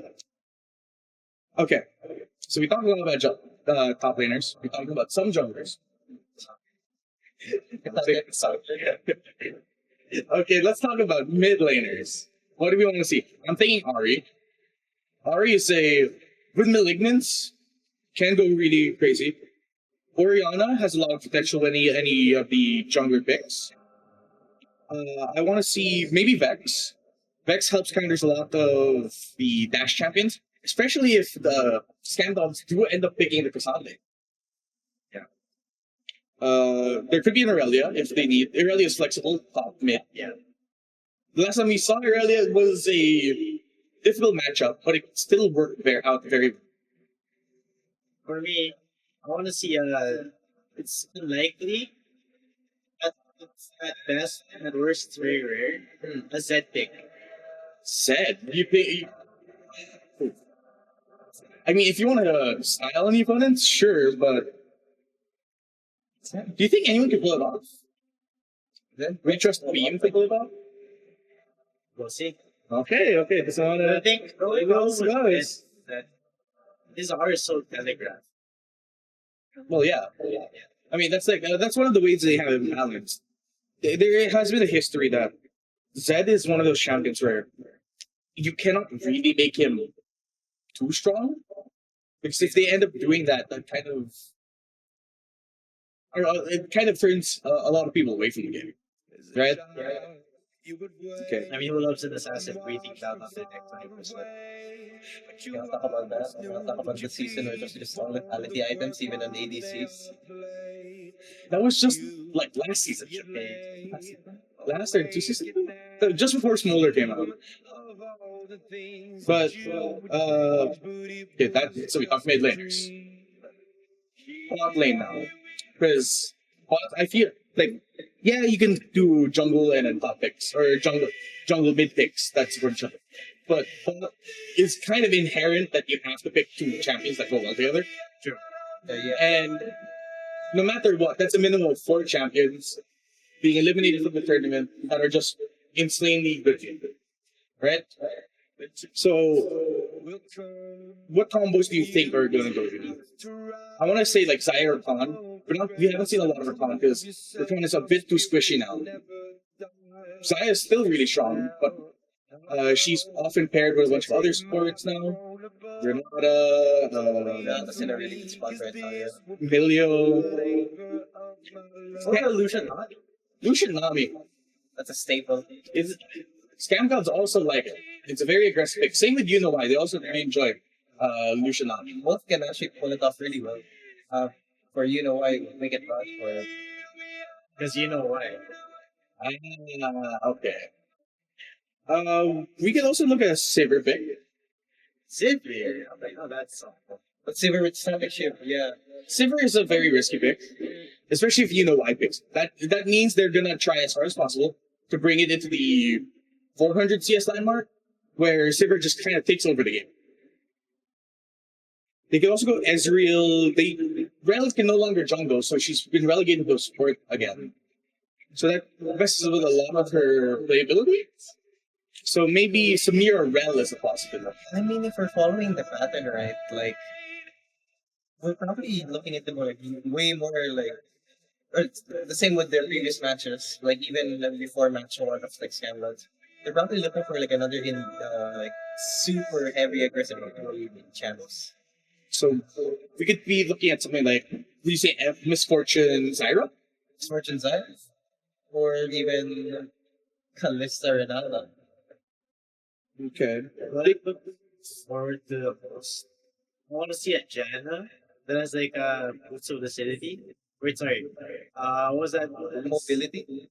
Not the Sork shoes? Not the mobilities. The one that Swifties. Swifties. Swifties. I want to see a Janna with Swifties that just roams 24/7. Ooh.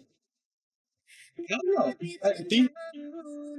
Both teams don't look to have really roam heavy supports. Yeah, and they just stay on. Yeah. And in that case, if we want to see something like that, that'd be fun. Yeah. But in my personal bias, I'd rather see a roaming Pyke. Because Pyke would just be a pain to deal with. No matter what lane you are, he has fast movement speed. He can, was it called river walking or water walking? Helps with his W. Gets up to mid really quickly. Doesn't even it's completely W. Go back to top. Oh, and now we're in Champ Select. All right. I could do better. Samira banned from Why. They don't want to deal with it. Did they overhear us talking about it? No. See, they're smart enough to recognize it as well. They're smart enough to recognize Scam God's pattern in like choosing their champions. Your There's that. decisions will haunt you. Morgana, like target me, ban. Okay. Funny enough, before the first match started, they were at House of Art. and Talent, but they sort of did a panic ban and ban from what it said, which is very unfortunate. Then again, they did not pick Grax during that time. Scammers didn't pick Grax during that time. So it still could have been a value. Yeah. Banning the K or Camille. That is one of Why's top picks. Banning the Yasuo, I believe that is for the mid laner. Come on, I won't hurt And the you. Olaf ban. Promise. That could have been top, that could have been jungle. I think it was top more focused. Why picking their first champion up. Going ooh. Okay, come on. Show me something special. World Ender. World Ender? Okay. Aatrox. 5 seconds. Ivern! Oh, it's one of their flex picks. This is right for their jungler. I wonder how SG will respond. J4, that means this most likely the J4 Orianna pick. Is it J4 Orianna or are they gonna leave it up? Oh, they're picking up their Renata glass. Might be it. Okay. Might be it. This might be it. With the pickup on Renata, they now can leave it open to Kalista. You know, it's forcing a Briar pick here. Now they have to have some kind of anti-heal to deal with it. Unless they bait it, or they're only threatening it. So that they could be forcing Scamgods to maybe waste the ban if they don't end up picking it up right now.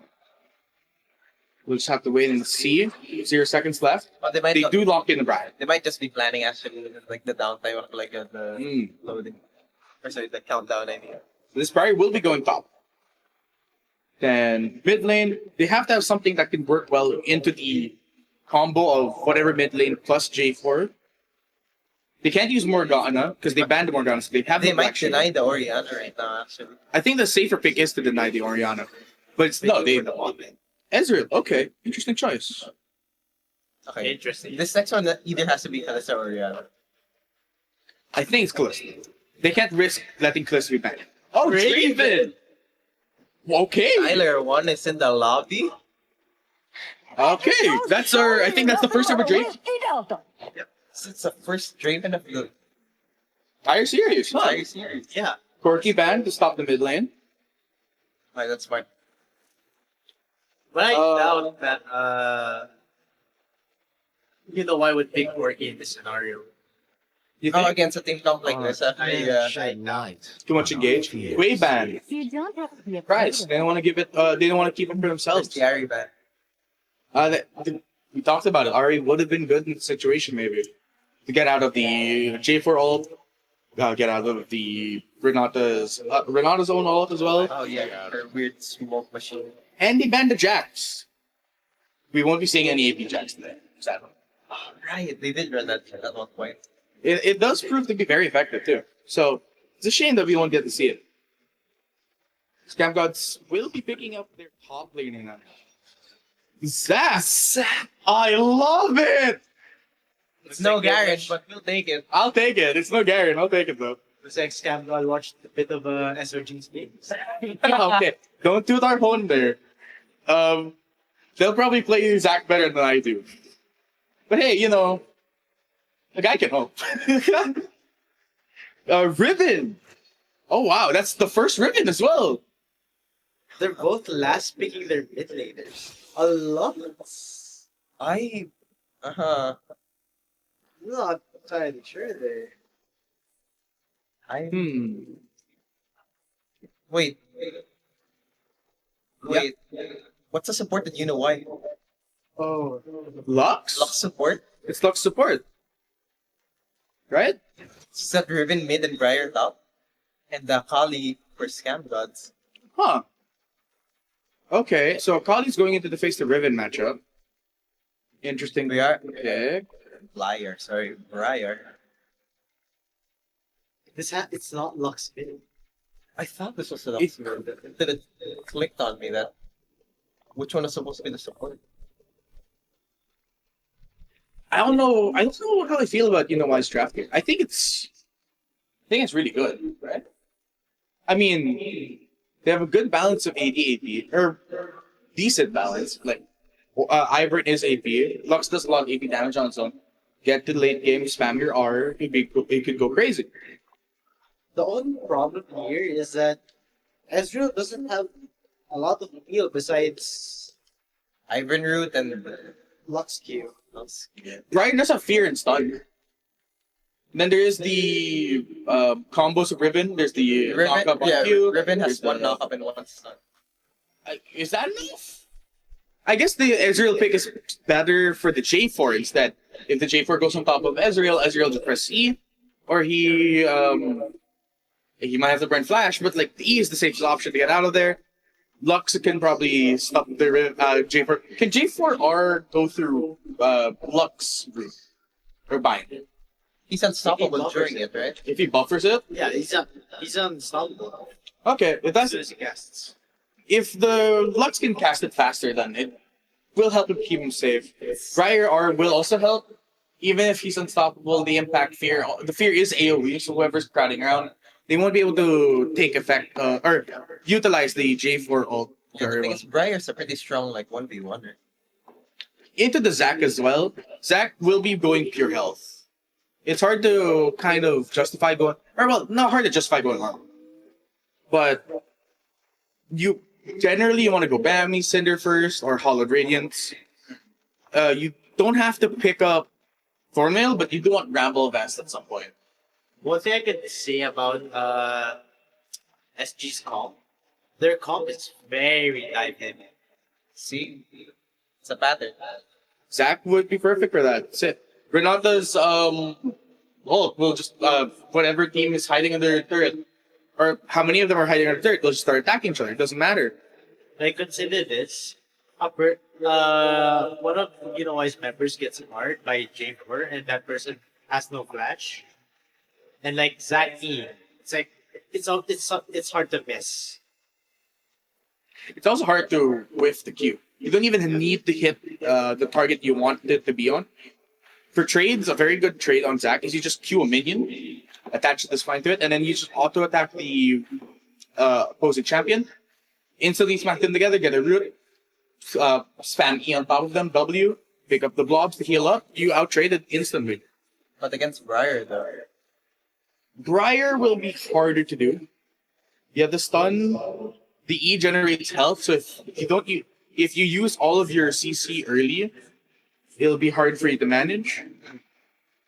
The W Enrage, again, Zac is kind of immobile without the E leap, so that's very difficult. R could help him out, but still, it would be debatable on how well he uses it. So before the game starts, I just want to give a small shout out. Because I want to do it as well. To our fellow CGC member and friend Zyra, happy birthday! So everyone in crowd can say happy birthday to her. Thank you. Happy birthday, Zyra. And I believe we'll be getting into the game right about now.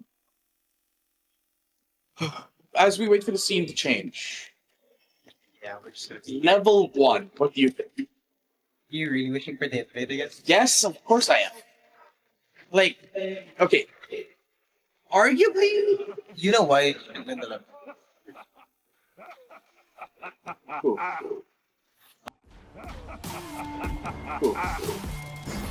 Sorry. What did I say? I think we'd win the level 1. You know why you should be able to win like the 1v1 invade actually? I feel like they could. Riven has the better. Same with Ezreal. Oh, hold on. Okay, they're straightforward.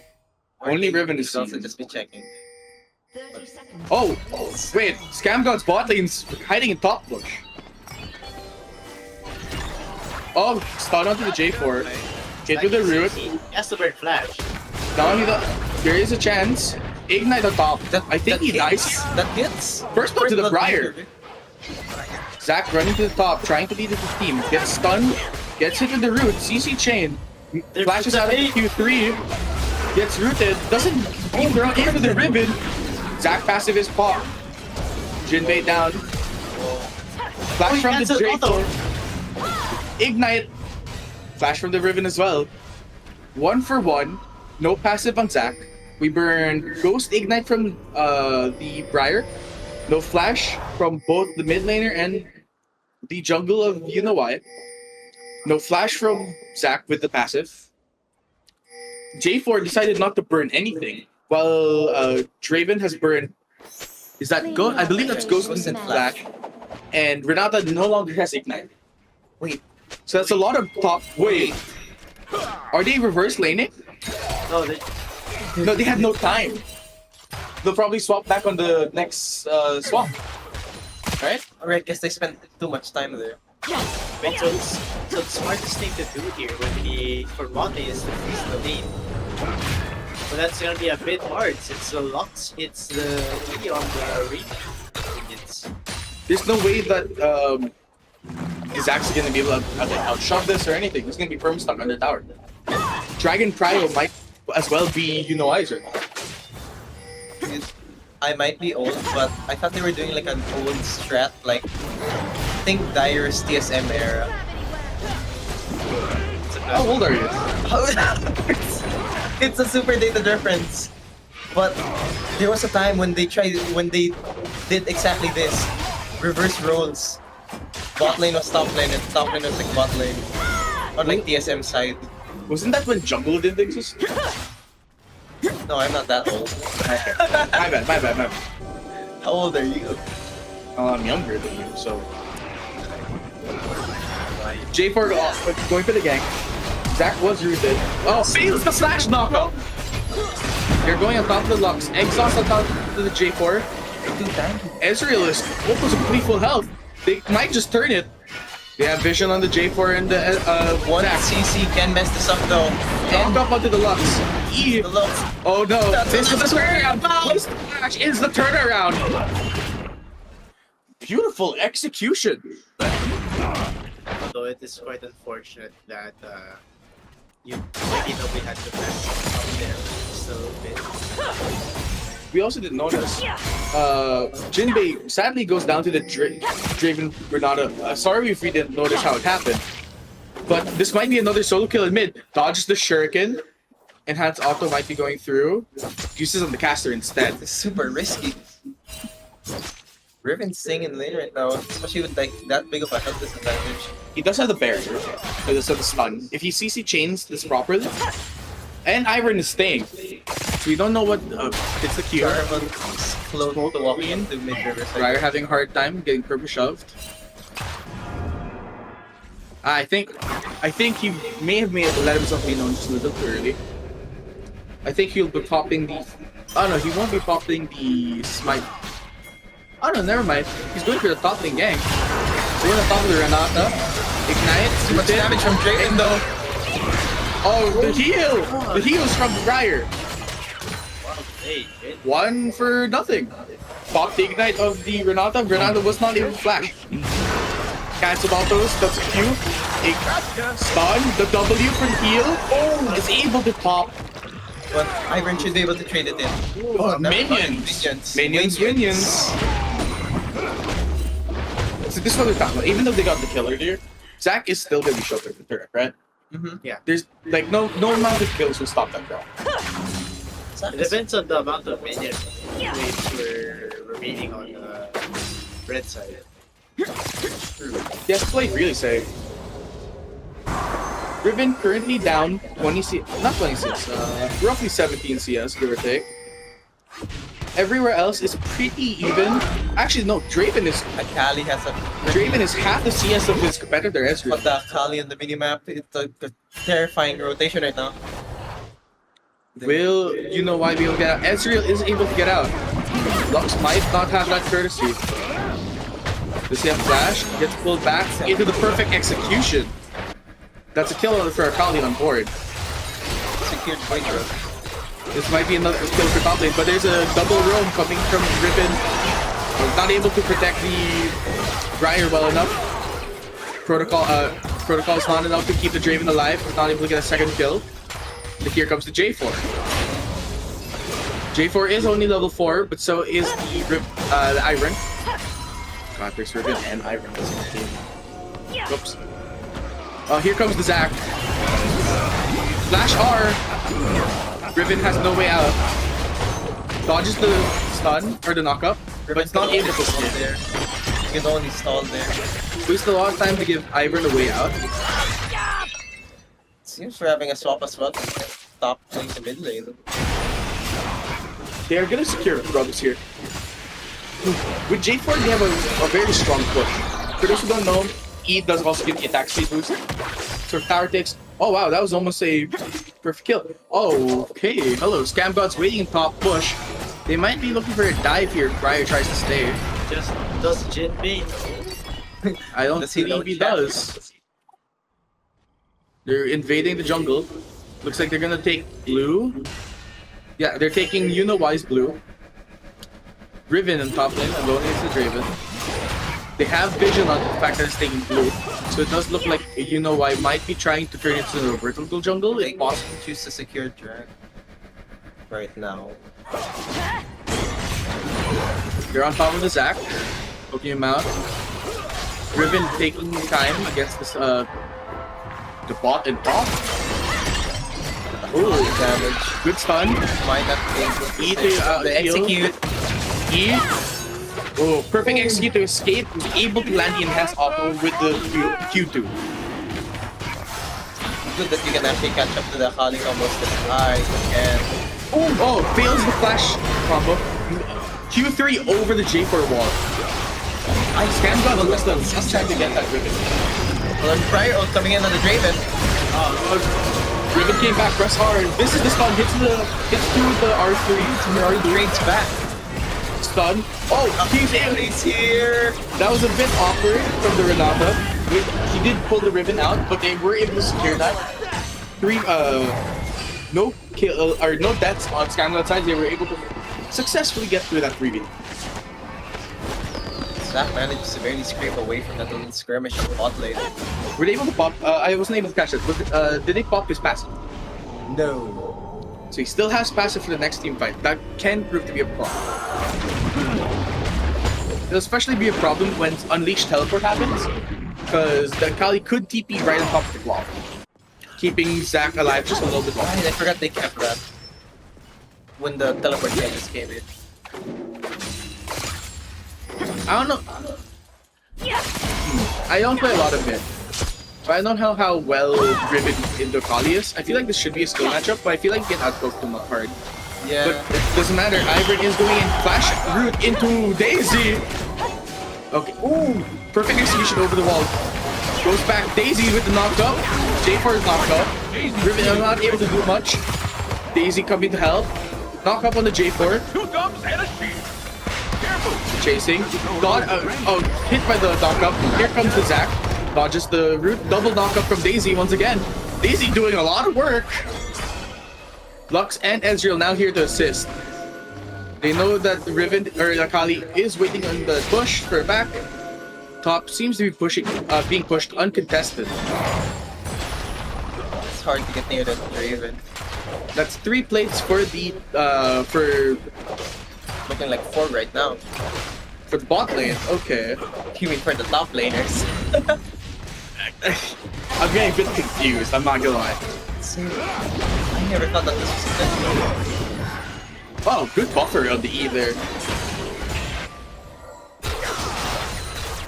This could be a case of whoever's able to get tower first. Because it might be... I think it's gonna be SG's top lane. So I'm gonna say this right now. It's really hard to contest that, or those laners. Renata and Draven. Renata has so much so much feel. He has a really good disengage tool, and Draven has really good mobility. Then when you compare the matchups as well, those two into Briar is way, I wouldn't say way easier, but it is easier to for that bot lane to bully the Briar than it would be for Ezreal Lux to bully Zac. Oh yeah. Zac, when he choked under turret, he would just let himself heal up. Renata are coming through, taking the perfect execution. Draven gets a execute. Because Briar's in. Perfect execute, second ability gone through. Here comes Draven. R on top. The rotation. A cataclysm. They will be losing the 3 grubs here, but Zac is back. Close them back in. They're looking for more onto this Riven. Riven hops over the wall, is able to get out. Ezreal and Lux look like they will just continue to push bot.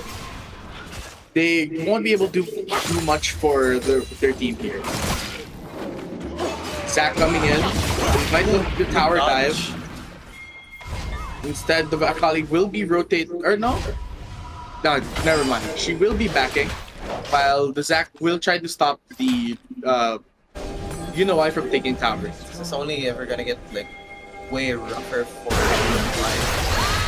Here's 𝗁𝗏𝗏, Briar. Especially in cases like this. Unable to do much. Still alive though. Ivern is here to help. Now here comes the Riven. R fails the wall hop. Does not hit with the R3 or R2. Gets rooted, pushed back. Will instead back, cancelled. Dream looking to want more.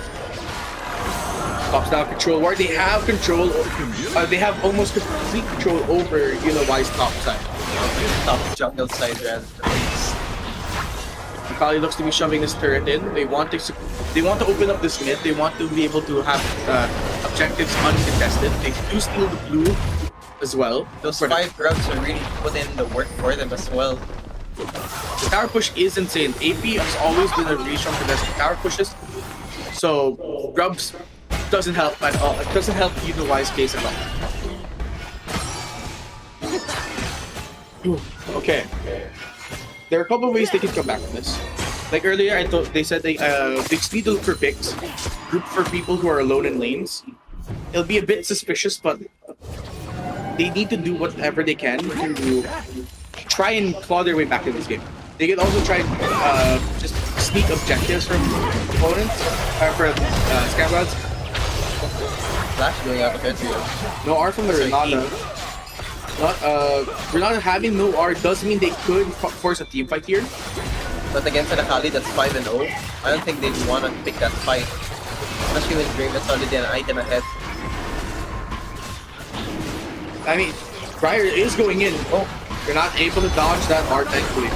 𝗁𝗏𝗏 in. Ivor not able to do anything. Found himself in a really awkward spot there. Scam got his ocean trade. Riven versus Zac. How long have they been fighting up there? I could have been forever for all I know with how Zac is sometimes. They're able to land the root. R from Draven. Healing from Briar. There comes the R from Deluxe as well. Oh no. Fails the flag and drag. Sadly, ends up wasting flash because of it. And somehow Riven escapes without dying in the top lane. We have no idea what happened over there, but it was a top lane fight for sure. Finally, the bot laners are actually bot laners this time. 2 turrets are open on the side of 𝗖𝗵𝗏𝗧, top and mid. They could, they look like to be, for Scam Gods are looking to force the bot right now as well. And just from the few seconds that they've stayed in bot lane, that bot tower is almost pushed all the way in. Right now, and Lux might not just be able to contest this. Right now, Scam Gods are up 10k gold. 11k now. They need to make smart team fights. They could give up 𝗵𝗏𝗃 Soul. I don't think it would matter too much. The faster they let Scam Gods get the 𝗵𝗃 Soul, the faster they can accelerate into Elder Dragon. Is that what you're gonna say? Yes. I know I always talk about Elder Dragon, but it's a really good comeback mechanic. It is one of the best comeback mechanics in the game. For how much it sounds like a joke, the whole we win at Elder Dragon fight. It is a big game changer. And they could win at Elder Dragon, especially with the Ezreal. Briar taking a strong engage, missing the R. And that would actually 𝗁𝗏𝗏𝗏 with a perfect execute gets the kill on the Briar. She was just dancing around. Briar. Tell you what though, you think Briar would have won that fight if the R actually connected? There was a big chance. Yeah, here Briar was dealing a lot of damage at that point. Zac getting the double knock up here. Ravens, well, Lux forced the flash away. They are able to secure the objective bounty with this turret here. But they are gonna run into the Draven. This is a free double kill for the Draven. 1, 2. Zac showing restraint, gives it to his ADC. Popping the Draven past his wife. That's a lot of extra gold coming with the funneling right into their ADC. They also unfortunately lose Rift Herald, so I don't know that it's not the most worth it. But it's a lot harder for 𝗖𝗵𝗏𝗧 to do anything because it's hard to apply as much pressure as Scam Gods are. Especially with vision control like that. Oh, that top or like 𝗖𝗵𝗏𝗧's top jungle side almost completely lit up with wards. I wouldn't be surprised if they start doing it to the bot side too. 𝗖𝗵𝗏𝗧 could be completely shoved out of their jungle. Exactly. Looking to force a second tier top turret here. Briar can't really hold this alone. This is a recipe for a tower dive, but it looks like she'll be backing away. That healing. Dragon will be up in a minute 30, so they look like they are setting up for it. They might be forcing a fight here in mid. Lux delaying the wave. Hard as well for like you know why. Just Oh, Zach engaged on the Ezreal. Probably looking good for him. It's Zach has too much health. He's too low. Here comes the J4 as well. Flash E getting away from the Cataclysm just in time. The flash may have been unnecessary, but it was also there to try and force away to get away from the flag and drag, just in case. Dry R does go a bit too wide. However, Riven is able to clear the wave, stopping the Draven from taking this top turn, or this tier 2 mid turn. Although that's really unfortunate that Ezreal has to burn flash, considering that in 40 seconds, Dragon's about to be up, and he needs those subs to be. Where is that Rift Herald going? I don't know. But one thing's for sure, that is one way to make it. Oh, that was a perfect vision plan. Sad. A bit of a waste, but that was a very good game. You are right. They aren't able to take the tier 2 there, but still they apply a lot of pressure. Now the Briar can't comfortably hold top the tier 2 top, and they were able to force the tier 2 mid. Onto the Briar. Lux are not enough damage to kill the Renata. The Renata does not have the bring back. Able to secure the kill onto the Renata. that's Zach passive. Zach passive. Zach is about to come back up. Not enough damage. He is too low now. On top of the Lux. I'm able to secure it. By so like you. Ezreal about to get perfect executed by the Akali. That's only part 1. E away. Draven gets the other. That's the second part. So much damage right there. Ace. Are they gonna end it here?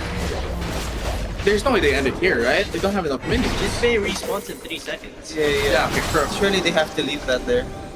That's perfect for you know why. But Jinbei still can do tons of damage. But Scam God might just be able to secure the next like, Chem Dragon here. And that they do. Going for the dragon. This will be. They will after this only need 3 more. Yes. DP came in from Zach. Kind of. Ezreal ult a bit too late, but that's fine. Again, look at that. He wasted no time warding the top jungle side. So now they only ever have to worry about like bot jungle side of you know why. I mean, it doesn't look like it's mattering too much. SG is fighting aggressively to secure vision on you know why's bot side jungle as well. It's almost very no wards there. Akali might be waiting for the Ezreal to pop up. Instead, they're going on top of Lux. Perfect execute. He's back into hit passive. When Zach gets away scot-free. Master of escapes right here.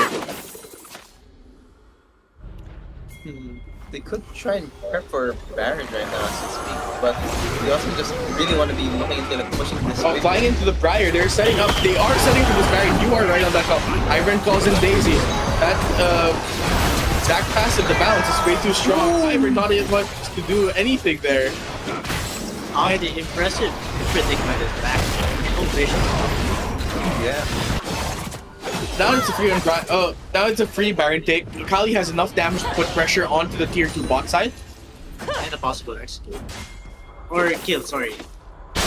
So the only thing that can you know I can really do is try to hunker down, group up as much as possible. Let them take that was so close. The true shot barrage almost completely stealing the Baron. However, just a little bit more damage would have been enough, right? Yeah. What was that? 34 to 14. It's really close. Yeah, that was really close. I was saying earlier, I think you know I need to hunker down. They need to give up the tier 2 turns. I know it's a bad idea, but they can't do much by forcing someone to extend out when someone can run in from behind. Especially how much with the lack of vision as well. Right now. They have some vision. Zach going to back. I think he'll be resetting for his second item now. Yeah. No, he cancels the back. Guys, it's best to remember, just because 3 inhibs open, it doesn't mean JP. It just means more farm. It's a positive way of looking at it. It is the most positive way to, and it has merit. Hey man, considering this is the final game. Zach going in. Flash R into this cataclysm combo. Execute, getting the Briar down, but Ezreal not able to do much. And that was a perfectly executed ace. Oh no, not an ace. Ribbon is still there. He was able to get out. It's a 1v5 right now. Hey, I believe in the 1v5 Ribbon. Cue the Night Core. Well, you're gonna have to start believing Dark now. Okay, Night Core, please. Okay. Well, I mean, he almost got a triple kill. Let's be real. He only had 4 items. That might just Oh, they tried to dive? BM right there. Okay. I was a bit worried there because if SG accidentally threw that. But impressive game by SG. I feel like there were just a few bit of mistakes that I couldn't really deal with. I mean, we were kind of thrown into a loop for when all of a sudden SG would just secure himself as much as possible. And really, where did they get these ideas from? Do you think this was what 30 was thinking about? Bro, this was their secret chat? Secret chat. Oh man, that is a interesting development from SG.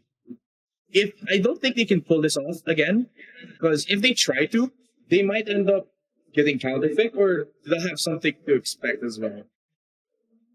Although, one of the few moves that 𝗁𝗂𝗵𝘁 used to counter is at the heck of a front line.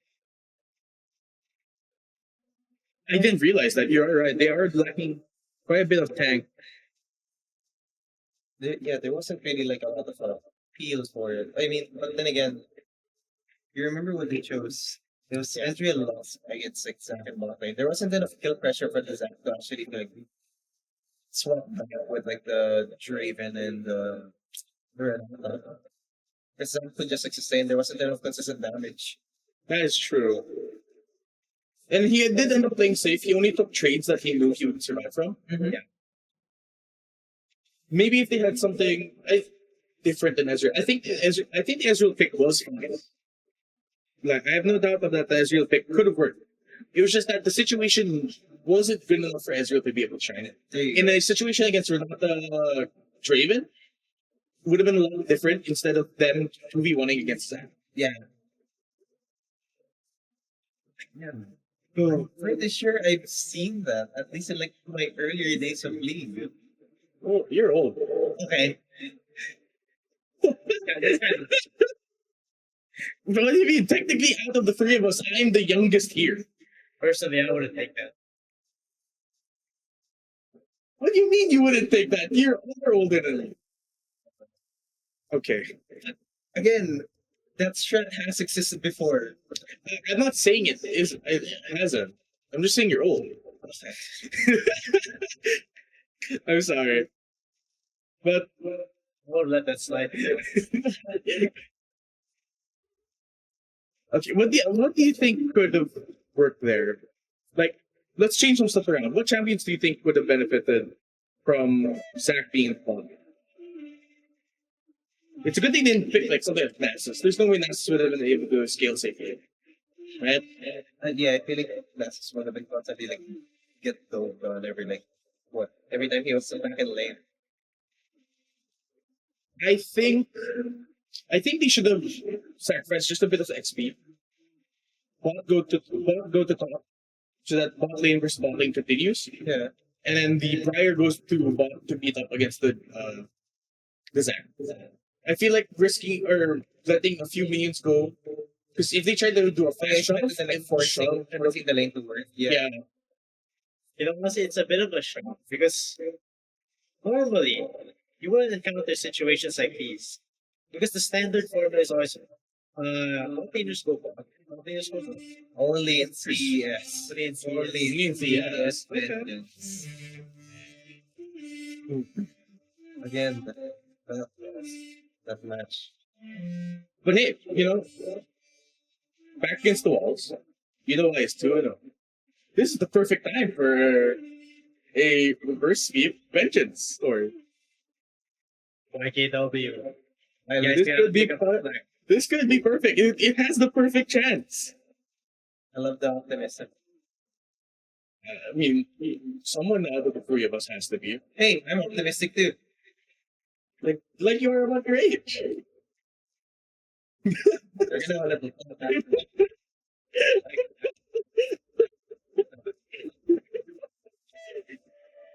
or take that. You and I were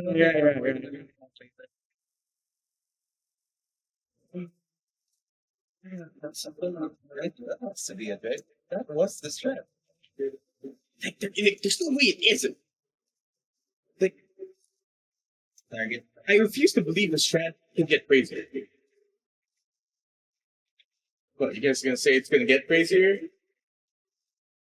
I mean, if SG is feeling a bit confident considering they're 2-1 up. You're trying to tell me they just want to throw away their lead for like one game. Are you saying they're gonna do it for like one level? Like, come on, man. Josef did. I'm kidding, of course. What'd you say? I mean, that's fun, but like, I feel like this is a bit too much for content.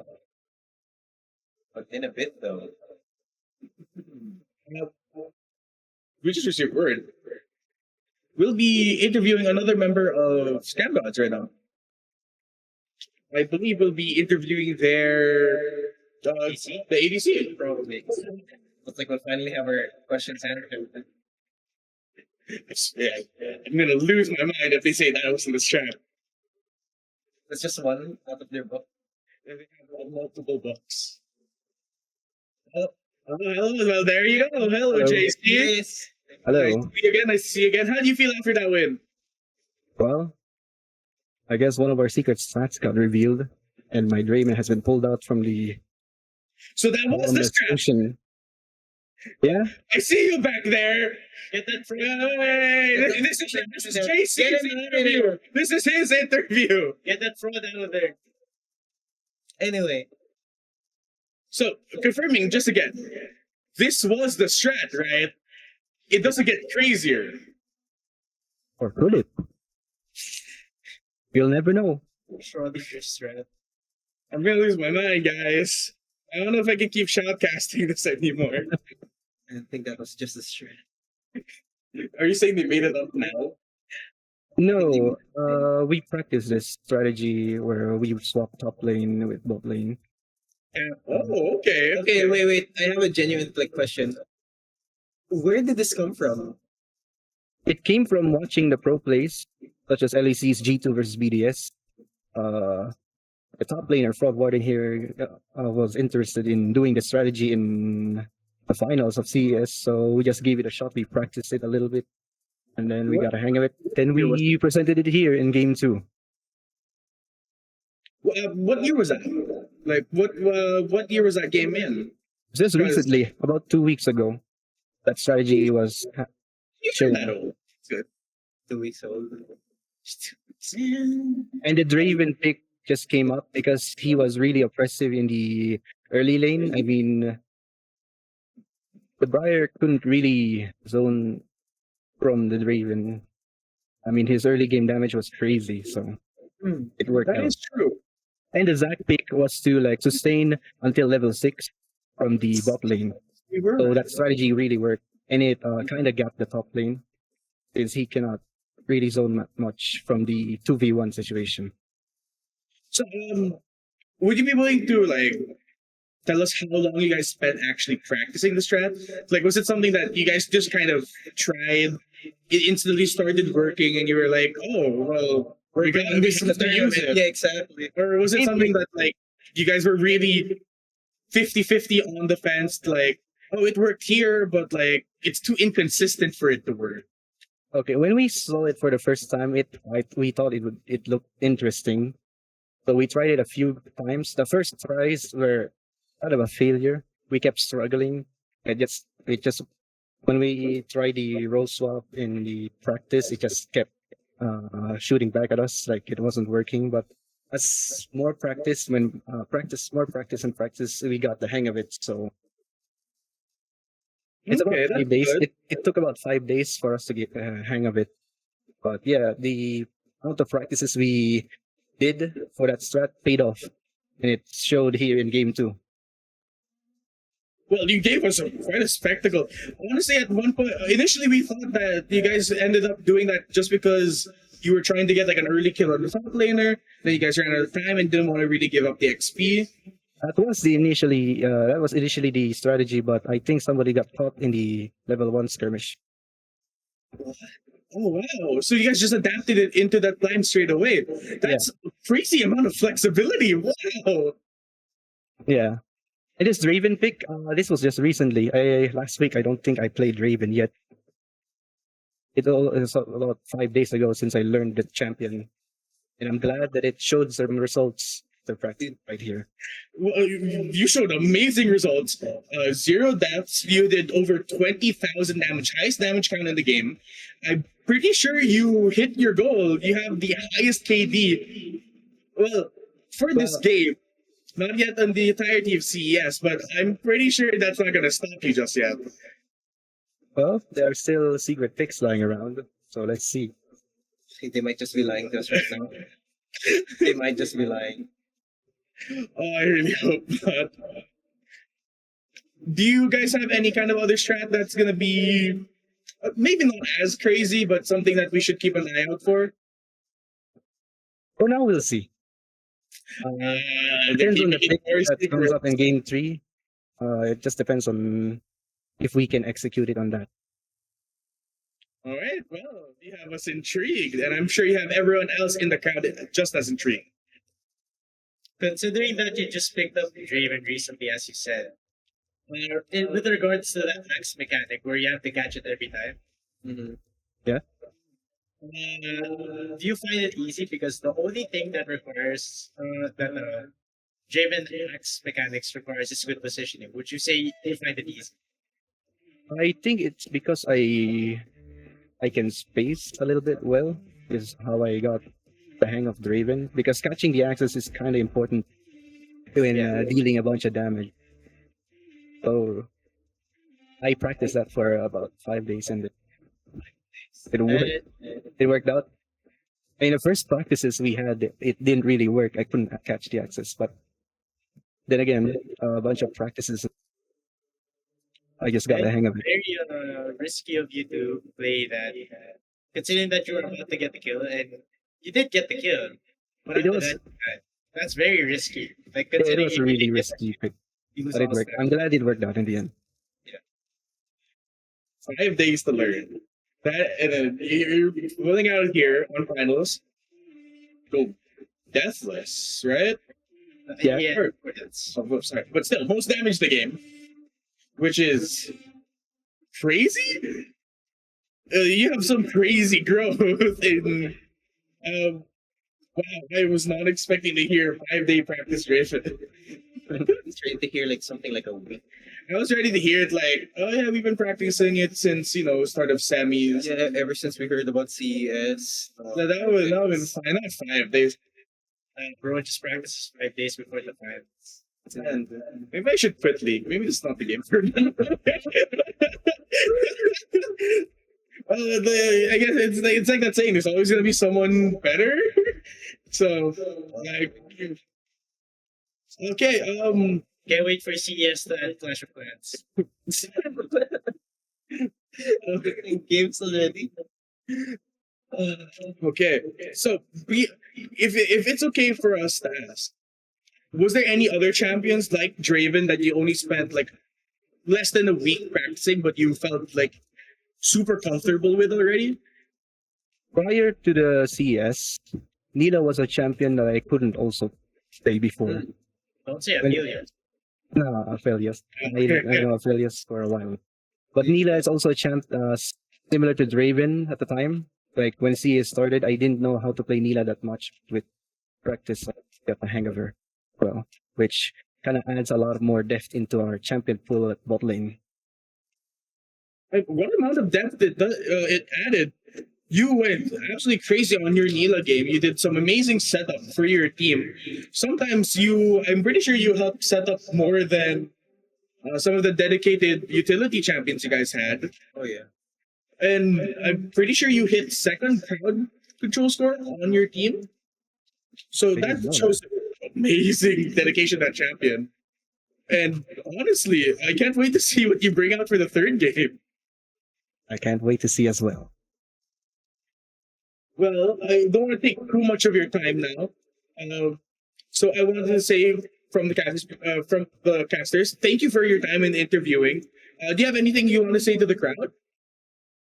Can you repeat that? Sorry.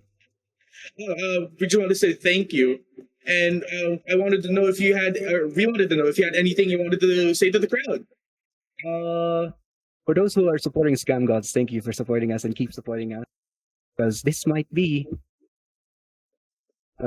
we might just show more picks and surprises for you in the next game. That's good to hear. It is very good to hear. I hope everyone in the crowd gets excited over that. And once again, thank you for the chance to for allowing us to have the chance to interview you. Thank you as well. Everyone, please give him a round of applause.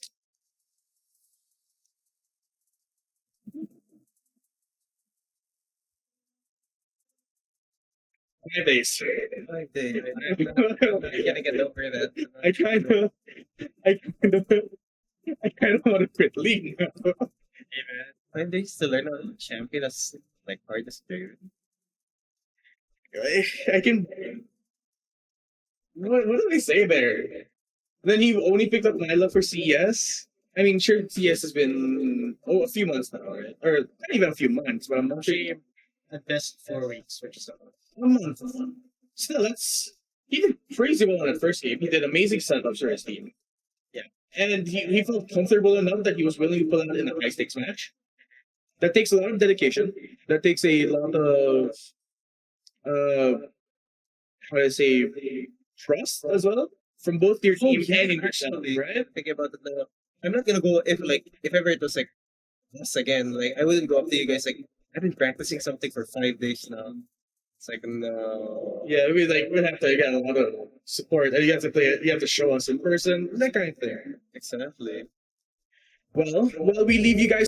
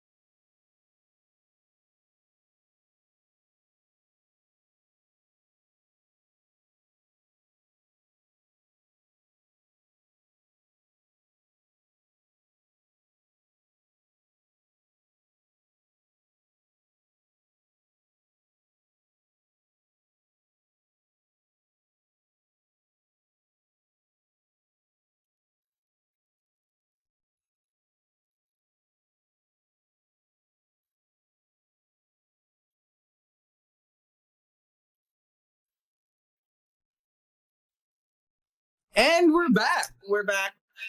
Whew. Okay, so game 3. I am at a loss on how to try and predict draft. Okay, like I think I give up trying to predict draft. I'm not gonna give up yet. Okay. I got notes, and I swear to God, I ain't giving up on these notes. I gave up on game 1. Huh? Predicting drafts. Oh, You can like at least give me some support there, man. I'll just, here. Are you looking for support? Ask me that draft. Okay, But he was our team support. genuinely though, Yeah. everything they played there, we've already listed like the possibilities as well as like what they choose, right? Yeah. It's just we didn't expect them to play it in that format. True. We weren't expecting that at all. We listed all of the champions, but we never really listed like game plan. Well, I mean, normally you'd come up with a game plan with after you get the champions, right? Exactly. But So we want to try. We were trying to predict the draft first. Like, yeah, like Zach was a kind of standard top laner. The Draven Renato was a very good one. There was the Akali. The Akali was a bit of an out there one, but Akali is a very strong solo laner, so you don't have to really worry about the it's a very jungle. solo queue pick. Yeah. We saw the J4. We were expecting like some kind of mid combo with that. The Zach, I guess, filled that niche for the combo, and the Zach did perform really well to help support the J4 setups. So we are almost there, right? Yeah, Like, except for the credit. big part that we missed. Yeah, sending the Bot bot lane lane. going Again, I don't know how that works. Who knew someone could predict that game so easy? Dude, Well, we have some time to try and think of what they could be doing, right? So Action support. I want to pass them at this point. I mean, they could auction. The Jinbei has been shown to do auction. When we played against him, he did auction. No. Yeah. Camille support. Camille support is an actual like alongside that Battlefield was support. Yeah, it It's is very strong. I've been seeing a lot of traction. I thought the Camille support was nerfed though. On the Discord patch. Wasn't it? This season? Was it? I'm not sure. Well, Someone hasn't I been mean, reading their patch notes then. I was more worried about Senna Smolder, let's be fair. And plus Skarner came out, so I was like, oh cool, Skarner. And then I was trying to see if I could break him. I mean, wait. That's like, that was weird. It's the release. 2 weeks, not 3, so we still can't use the Skarner side. But okay. Let's look at picks that they can still have access to. They still haven't SG hasn't pulled out Samira, which is the comfort pick on JC, their agency. That's a comfort pick. We still haven't seen the Cassante. This could be the game where we finally see the Cassante, if it doesn't get banned by YKW. We haven't seen Nar for a good setup. Yeah. What else could they use that we haven't seen? Vex has really good potential to work out in a team comp like that. Actually, It does. Vayne, I don't want to say it, but like there could be a Vayne top.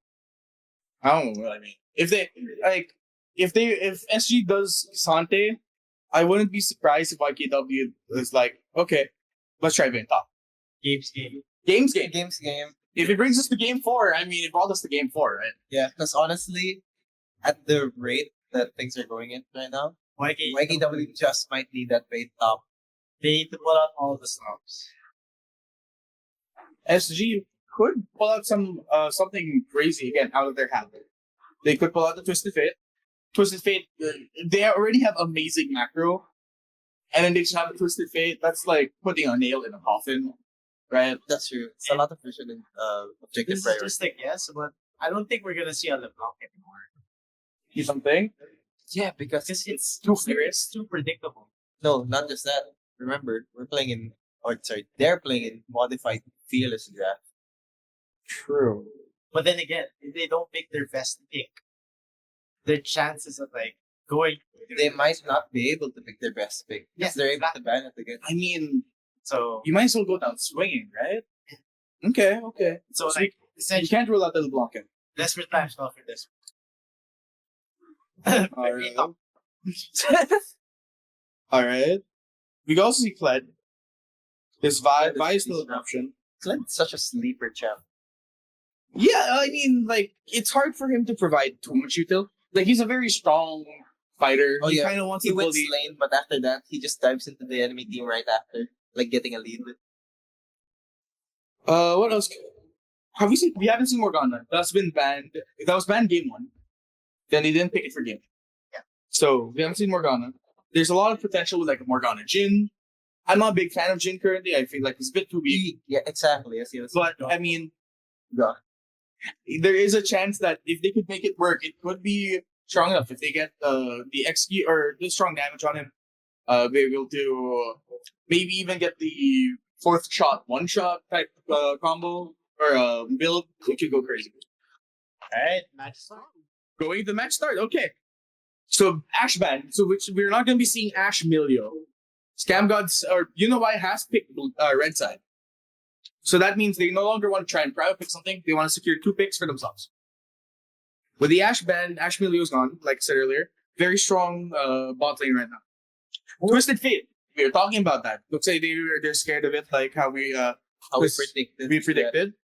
If I want your opinion, Vi. I'll beat it out Well, of you. it's listed here. I mean, We were just about to talk about Vi. Vi has a lot of lockdown. I mean, they could probably use it against the mid laner. They probably might even use it against the ADC.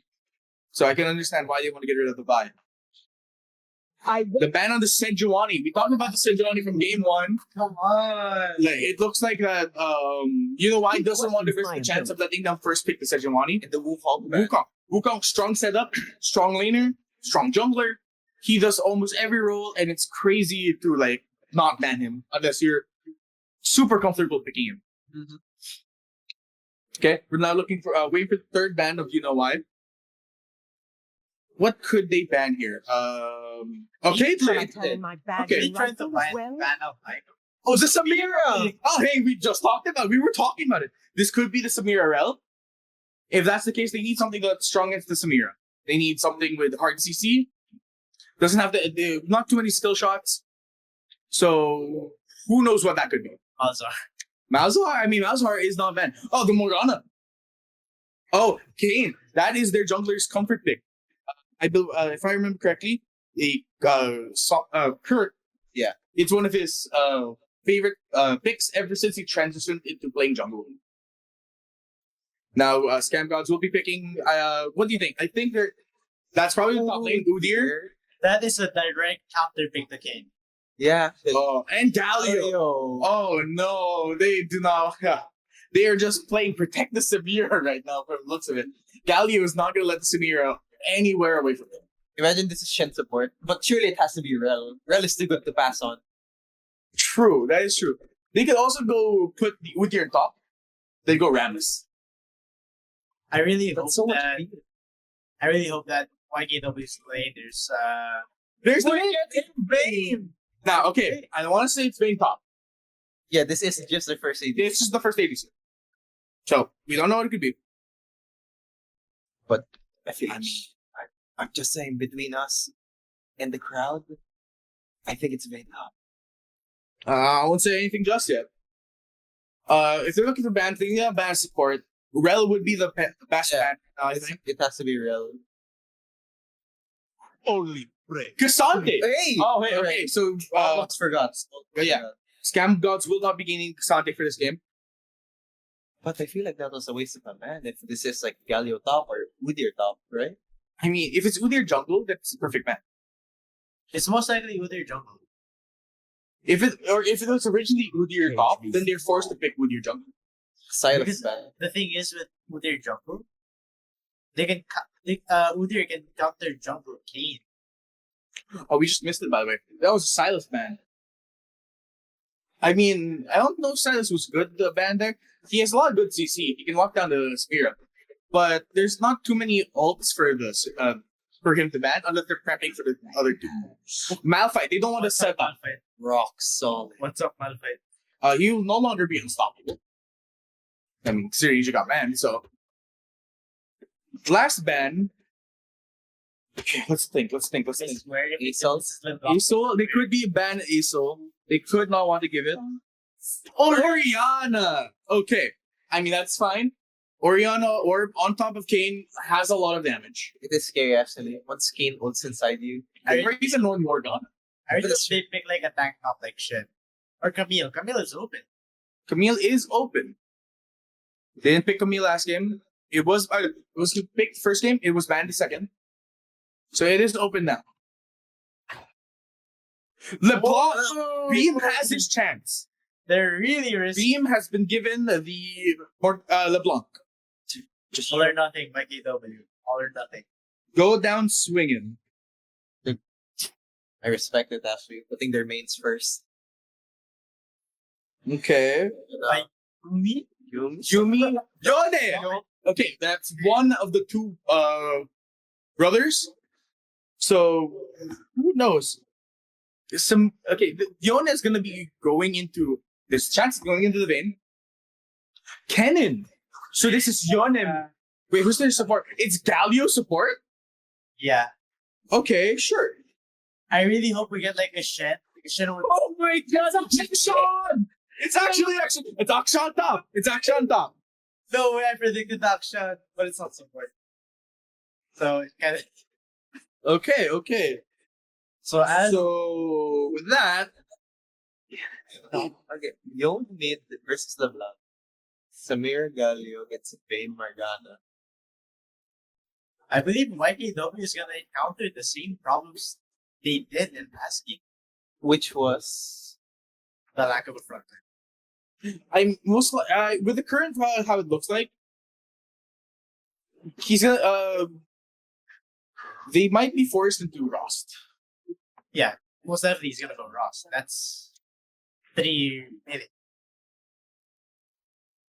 oh Okay, being forced into the Rust here is not the worst thing. honestly But if that King gets behind, it might be curtains for YKW. Yeah, we LeBlanc can run interference. A lot of interference goes a long way, especially when you're playing. Oh, dude, trust. If anything, Beam knows how to do interference when it comes to LeBlanc. Then keeping the Vayne alive with Black Shield, Taunt is gonna be disabled. Knockup is gonna be disabled. Stun again, another stun from Bear Stance of Udyr, or not Bear Stance, Boar Stance. oh right, they changed it. And then or Ram Stance. And then Kennen's own stuns won't matter as long as the Morgana hits the Black Shield perfectly on time on the Vayne. Vayne's gonna be able to kite. Hopefully safe enough distance. Because they also have a lot of mobility. Yeah. Kennen, Yone, and Samira, very mobile champions, and you can't underestimate Udyr's speed here. Yeah, honestly, my real concern here is that this might just be the last game of the series if why doesn't play this perfectly. I don't know. I want to hope that the why is about to get aced or like pentakilled, and then Akshan gets the kill, and 4 revives. Just come on. That would go crazy. Then run straight down mid. They run straight down mid, they hit in him, and then it's game 4. That's the dream scenario. Okay. And I will rip my notebook in half if that happens. So yeah. I'll hold you good. But if you want that to happen, you badly want YKW to have delayed gratification. Delayed gratification. Hold on. Who's to say that they won't pull a game 5? Exactly, huh? You're louder. That's what you are. I'm not doubting YKW. I find so that's a lacking confidence disturbing. You change your tone very quickly. But Star Wars is a thing of the past. It's Dune Part 2 now. Lisan Al-Gaid. All right. We have here why. I was just about to give insight on the game, but sure. Because I want to say, a part of me really wants to say that Udyr was go top. I don't know why. I hope I had to see a Rek'Sai. Rek'Sai top? Rek'Sai Jacobo, so I could say Sha'ayulu. The sandworm. Dude, that's what they call it. Are you just here to make reference? I'm here to be an analyst. Right. Then analyze, right? Yeah, of course. Give me some insight right now, before 10 seconds before the match starts. Before the match starts, what do you think's gonna happen? Mid? Mid laner's gonna get bullied. Okay. Which mid laner? Yes. Okay, cool. You heard him. Some a mid laner is gonna get bullied. We don't know. One of them. No, they both could get bullied. And with that, The game will be starting up. I believe they're loading in right now. In 3 minutes. anytime right now. And there. Match 3 of Grand Finals. Everyone, please put your hands together for what might be the final game of the series. Or not. You don't know. Okay.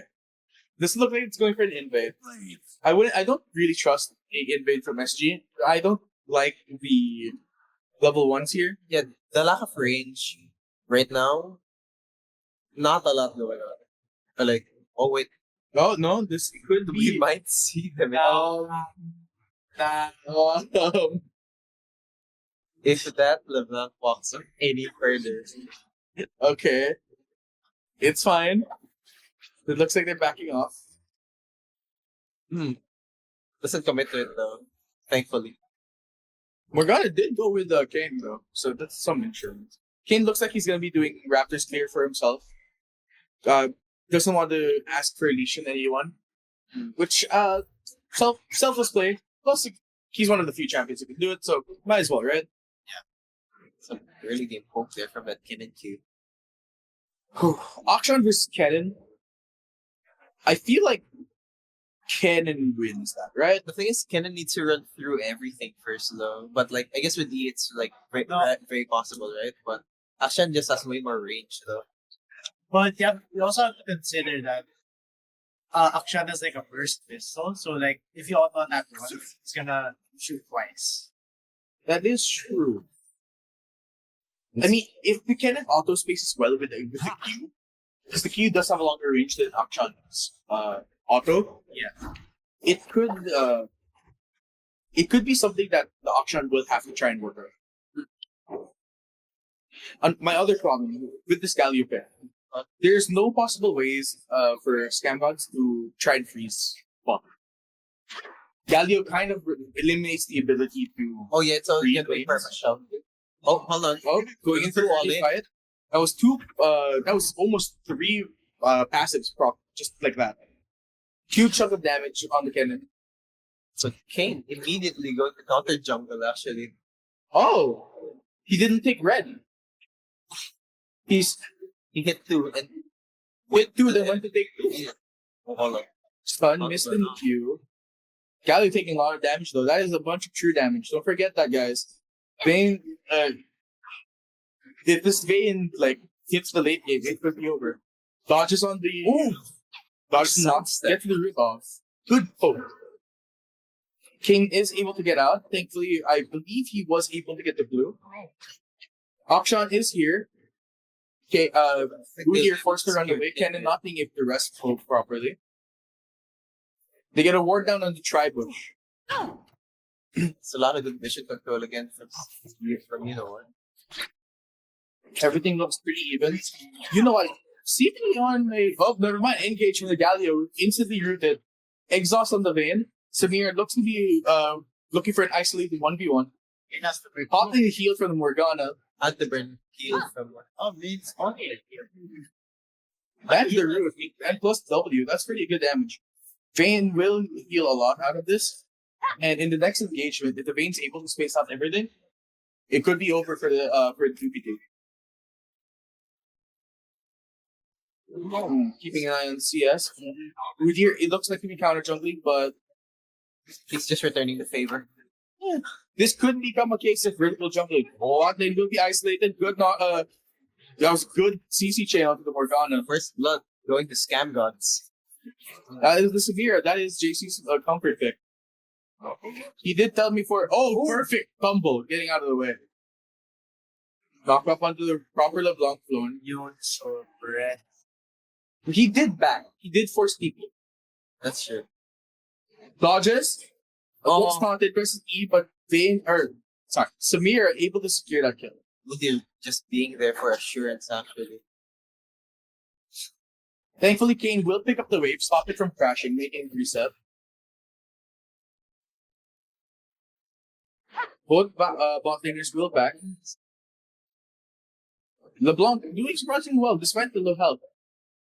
But might just get Dodges the knockup.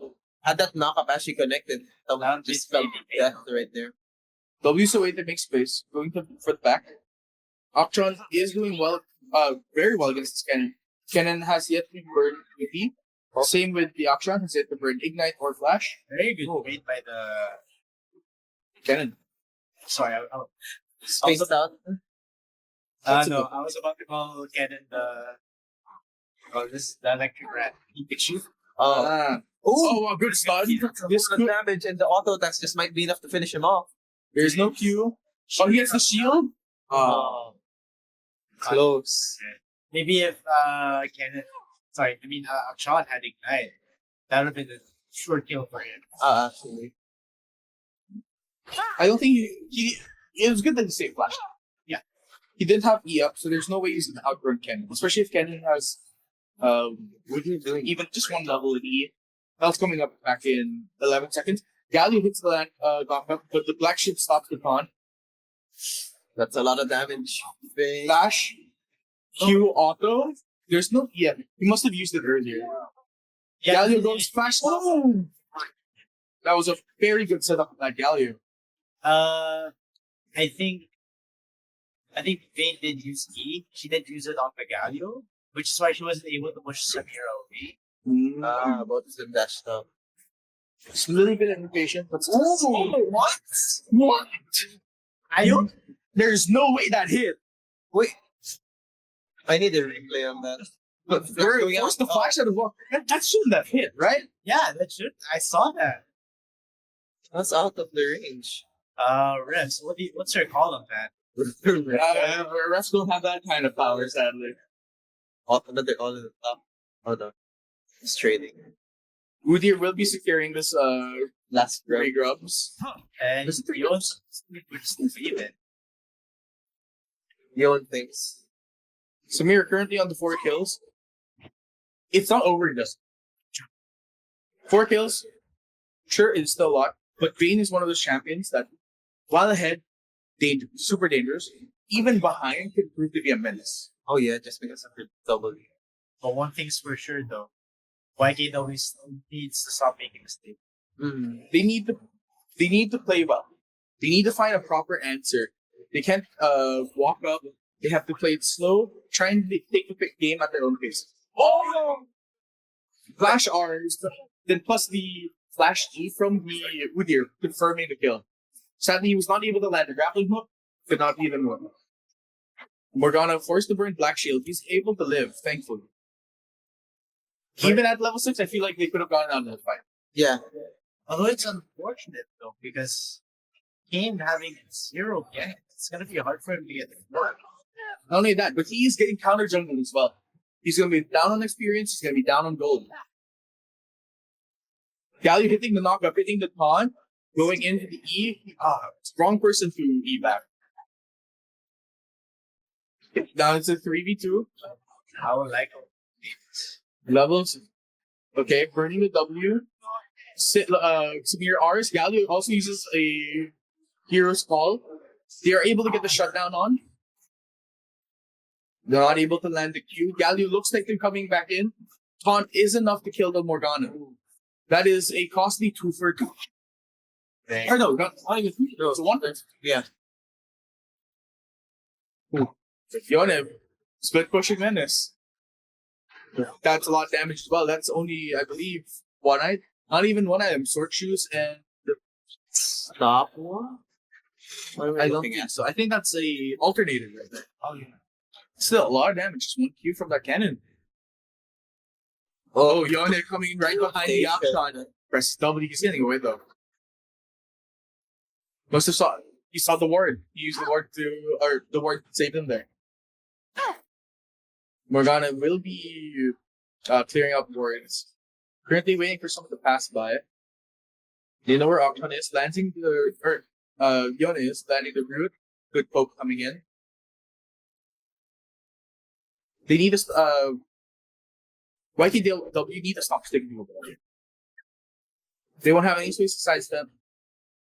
And I think the Galio kit was a surprisingly strong pick. Anti-magic, I forgot about that passive. It's like a mini.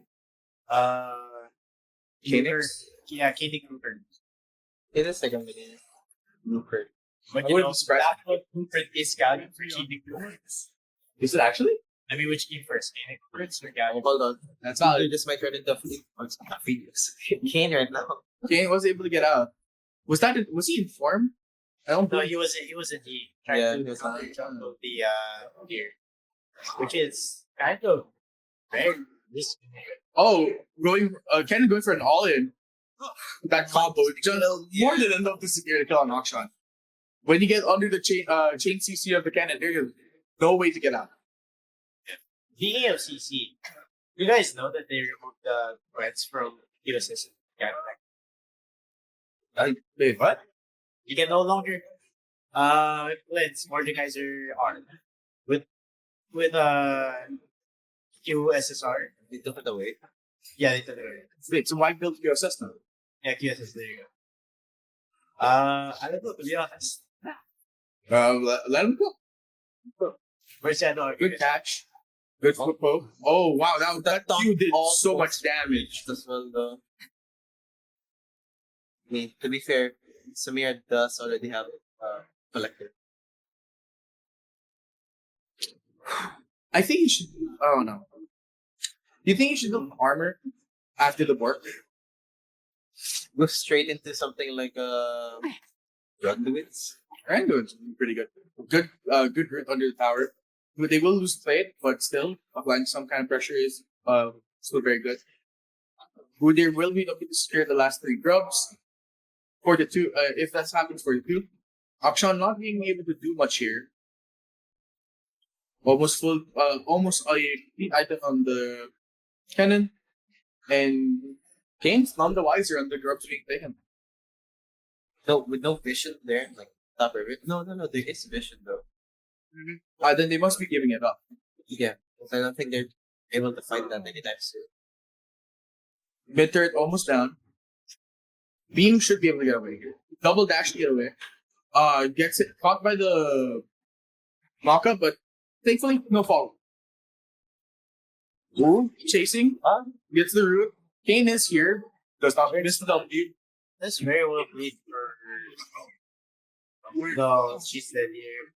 The one problem I always have with Vayne that if hitting it the E onto the value will force the taunt to end. Meaning that even though you E him away, if you're within the circle while you press E, you will get blocked. Here is up there. Cannon going in, landing the R, hitting 3. Oh, big fight down here. Big fight. Morgana is out. Akshan and LeBlanc still alive. Chain on the runaway, knock up. Going straight in, pressing R, flash away from the LeBlanc. Kane on his way out. Thankfully, he should be able to get out of this. Looking to score a few more hits in just to try and get form. And he starts growing. I think SG will be pushing or trying to get this tier 1 turret.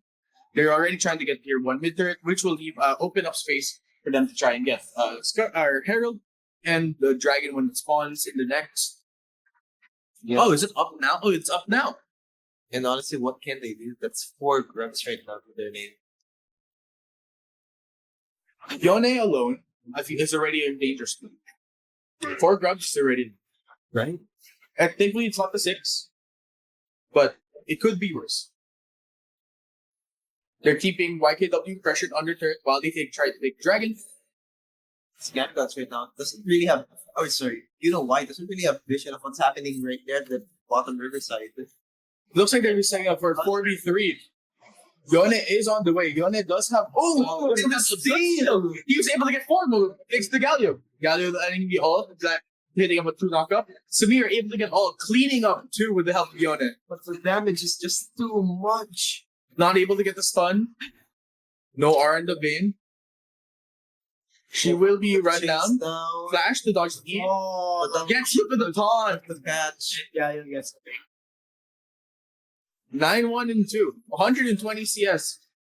So as of right now, there's a 9k gold difference between Scam Gods and you know why. That actually looked like why was about to take that fight for themselves, but they got stat checked by those items. It's also they don't have enough AU. Wait, I just realized something. Yeah? For the whole duration of CES, did SG even lose a single?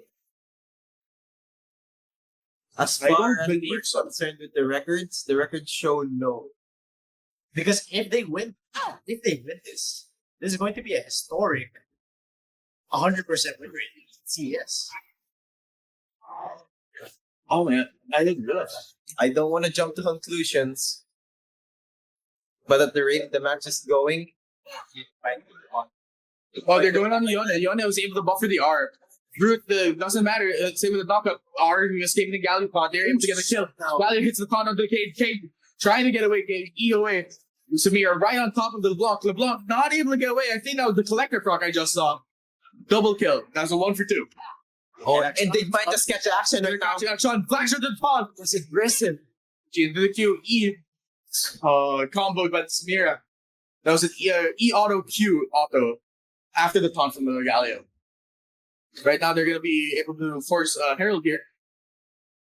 Most likely, they'll plan to top, get rid of that top tier 1. Top tier 1 will leave them space to try and secure either the second Herald, if there is one, or they'll try and secure the... Oh, there's no more second Herald. Yeah. My bad. They'll be using it to set up time for Baron. Kane is here to stop whatever push they have. Galio wanting to get a little poke in. Samira also... Oh, taunt from in the bush. Galio is for... Damn. Oh my gosh, this is over damage. Akshan just has no damage and no survivability. LeBlanc able to get killed. Q under the turret. Samira might get a big shutdown. Shutdown gold. All of it funneled into beam the LeBlanc. Looks like they'll be trying to trade mid turret for those kills. Well, let's hope he does a magic grip without 1k gold. I really hope so. Okay, he dodged the Q. Okay. Goes back. Probably saw that a mile away. Turret is down. They're on the top of the Vayne. Vayne actually was really good to stop the stun. But Vayne did pop R trying to go in. Decides not to chase anymore. They probably have a feeling the cannon is on the way. Yeah, intuition. I think he just recalled. I think better safe than sorry in that situation. They need to get away with whatever kills they can get. Yeah. They don't want to give them any more penalty than what they already have right They're now. walking without vision. Oh no, This is looking like an In. No! R! That's one of the options. The heroic recall. Vayne cannot do anything. They're stun locking the Morgana. Morgana can't have Black Shield. Able to root, but not enough. Triple kill for the cannon. possible quadra if we're looking at it. They're tower diving to Ross. Or able to get a kill on the Udyr. However, he's getting blocked by the Galio. Walk up. Double walk up by Rock. Being able to get a kill on Galio. This is all up to the cannon. Ross chasing, but he's decided to back away. They're forced to rest to the Riona, who's just shoving in mid. With the spear's help, oh my gosh. They're going to be forcing the Indian here. One, dude. That is a 3-item Mira. Forcing the R, getting an combo. Able to land the stun, takes to the Morgana. Get the root, hits the wrong one, clone. The block forced to run away. Vayne tried to kite back, able to dodge the Q. Vayne might be trying to go in.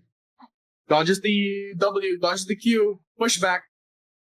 Here comes the Ross. Ross going past. Gets the kill in Samir. Shutdown. Good shutdown for them. They sacrificed a bit too much. They had to play a bit safer there. But still, it ended up going in a bit in their favor. They have enough, some catch-up gold. Mid-turret, mid-inhib, however, is open. I think at 80 minutes. So that's... What's that thing? Oof. They still have a chance here. They have to play a bit safe.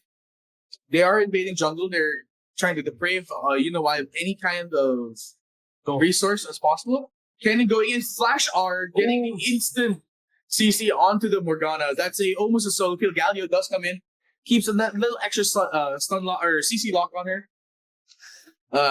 I'm gonna assume you CC 4 seconds, 5 seconds.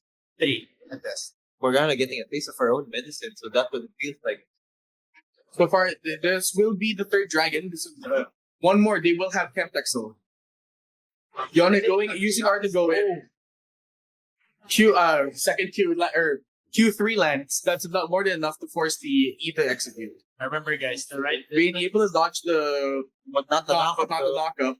Had to flash away from that. Ooh, good Q. Yeah, but just get out. Okay, Ross trying to get a kill in. X presses R onto the 𝘁𝗵𝘂. 𝘁𝗵𝗂 taking a lot of damage. Ross able to secure the kill. Galio trying using Blast Plant to run away. 3 on 𝗖𝗂𝗍𝗿 are way too low. They can't continue this fight anymore. Ooh, bot lane has forced them to was forced with the use of Herald. Yone force the foul. Top tier 2 is gone. Akshan can't really do much here. Ross. It's looking harder and harder to defend this actually with each tower going down. They are making enough space though. A lot of the kills that they're getting are being forced onto some of their some of the best players they have. The Kane or the Ross will have enough, or is probably the best person to be able to pair with 𝘁𝗵𝗂. Even if 𝘁𝗵𝗂 full combos him, as long as he gets one hit in, versus R, he's able to escape as long as he lands full combo of QW. That's true. That's a lot of damage. Damage will matter. Although they might be looking for a place fraud get expanded. I think they're playing. Most likely, he's about to reset. The team needed to know, or they weren't paying attention. They might be preparing to try to end the game, or Baron. They might just try to recklessly dive into 𝘁𝗵𝗂 right now, though. Each member of 𝗁𝗂𝗶, or sorry, 𝘄𝗵𝗄𝗧 does have almost 2 items except for the 𝗂𝘁𝗐, but it's fine. 𝗂𝘁𝗐 is mostly there to sponge up. That's a double W, forcing the Galio R. Very good. Very good thing. Going in more, that's another. Knock off onto the 𝘁𝗵𝗂, able to bait Galio Q, but gets caught in R from Ken, R from 𝘁𝗵𝗂. That's a zone of death. Kane cannot do anything here. He's had not enough damage, not enough healing. LeBlanc's all alone, and they might just end the game. They're forcing bot tier 3 and the inhib. Super minions. They're about to move on, straight onto the. Oh no, they're forced by the LeBlanc. LeBlanc going away, not able to get it out. Ace from the 𝘁𝗵𝗂. I'll say an impressive bait by SG. Into thinking that the 𝘁𝗵𝗂 was a. And this is it. Only 25 minutes. Oh no, there's still a chance. 3v5. Can they do anything here? Vayne trying as hard as they can. Seems like they're playing with their food right now. 𝗁𝗑𝗵 coming in from the cannon. Going in, they're crowded diving. Double knock up. Going into They're giving everyone a show right now. That was a 5-man pawn. This could. Oh, 𝘁𝗵𝗂 down. They get the revive. Akshan gets the revive. They're able to get another. Galio, double kill for the cannon. Galio will go down though.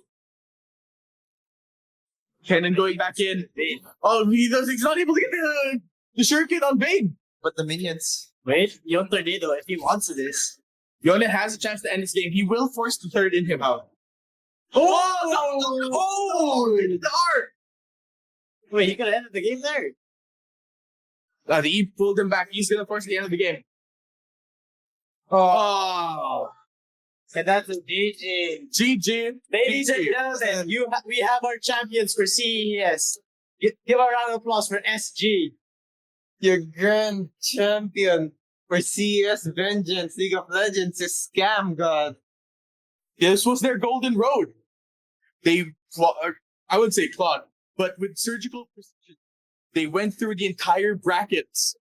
They've found their throne, and now they will sit upon it. Just like in their name, like gods. That's insane, bro. Okay, were you guys expecting that to happen? Or, I wasn't expecting cannon. 𝘁𝗵𝗂, I was fully expecting. The Galio was a surprise pick for support, but it was a very good pick. And it was a very good pick for the bot lane, right? Was it more than enough to stop Morgana? Yeah. And it was very surprising, very effective at Vayne. Vayne was too weak early on. It really stopped CC. But honestly, the misplay is there in when to bot lane is that they invested so much on CC on one single person. Like let's say Galio gets a jump on Vayne. She immediately uses E. Which is bad because that's not the person you want to push. Because Galio's already on knock view. You might as well push away the Samira. Yeah, you might as well push the Samir. I guess it's the moment of panic, you know? It's those moments where you know that the Galio will keep you locked down. If he only used one part of the CC for it, if you don't push him away, you're gonna get hit by the other. Cooler heads. The head. Leave that like count a cool head. Then I guess it also doesn't help with the Samira. So I mean, if the Samira's on top of you and doesn't use dash, pushing her away won't help. She'll dash back in. Galio, at least, if he uses his dash to engage on you and you push him back, you can somewhat force it a 2v1 for a short period of time. Yeah. And something went wrong with the YKW's draft. The action, it didn't make sense at all. I don't know. I liked it personally. Because like we already have an ADC. That's the Vayne. Yep. Adding another one didn't make sense to me. What do you think they should? A Shen, to be honest. A Shen. Because that directly counters Yo. The problem is though, either the cannon matchup. If you Shen has a harder time. Yeah. But and if the Scam God's top, very formidable player. If you aren't able to go at least equal, you'll be useless for the fight against the other. But also, we should leave that to the nominator's discretion if you can play Shen or not. That is true.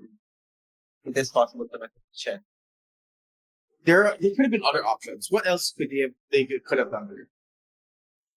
I don't think Mordekaiser would have been, right? Or well, I mean, if you get rid of Mordekaiser, get who here? Something. No. Can you name like 𝘂𝑐𝗂𝗿𝗄?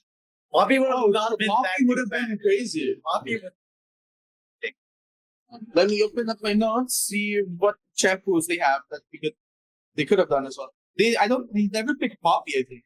Been reviewing. Yeah, they've never done Poppy. In fact, Scam Gods are the ones who use Poppy. Yeah. Because as much as like YKW knows a lot of champs, they don't know what they were confused. I'm not gonna say they don't know. I'm pretty sure they know what they were doing. They got confused along the way by keep the draft, I would say. With respect. Okay. Do you think a Pantheon would have worked?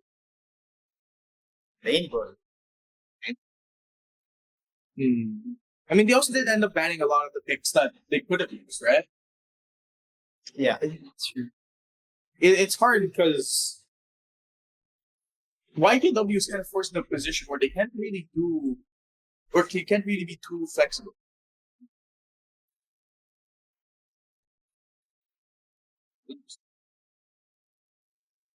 I'll be right back. I'll leave you in the care of my other two companions here. So please enjoy their presence while I prepare something.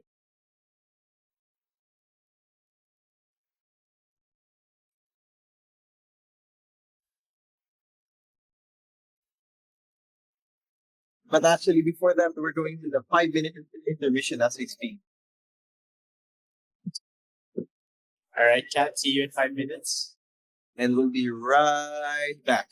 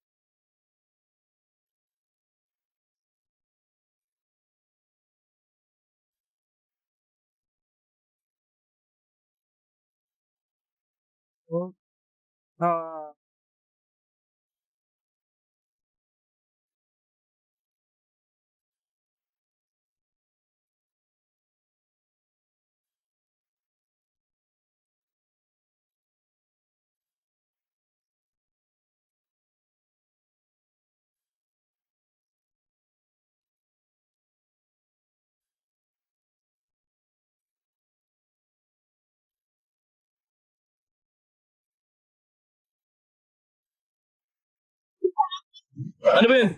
Welcome back, everybody, to the eSports Summit! Esports!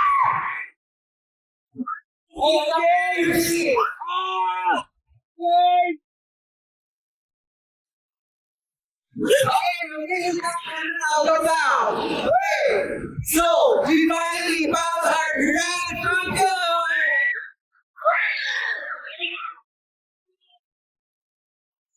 I love you, Aspas!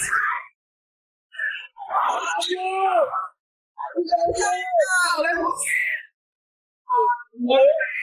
So, the grand champion for the League Legends Tournament is 𝗂𝗵𝘁'𝘀! I love you, guys! Good. Okay. Game on tournament. I need a good time around one by one to see how it is and what were their strategies. Because if you remember, they wanted to heat their strategy, heater. So we're here to find out. So please welcome 𝗂𝗵𝘁'𝘀! Yeah! I love you, guys! I love you!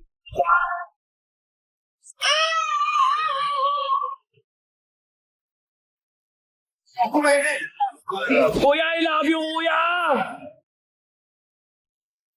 Kuya Brendan! 30! Okay.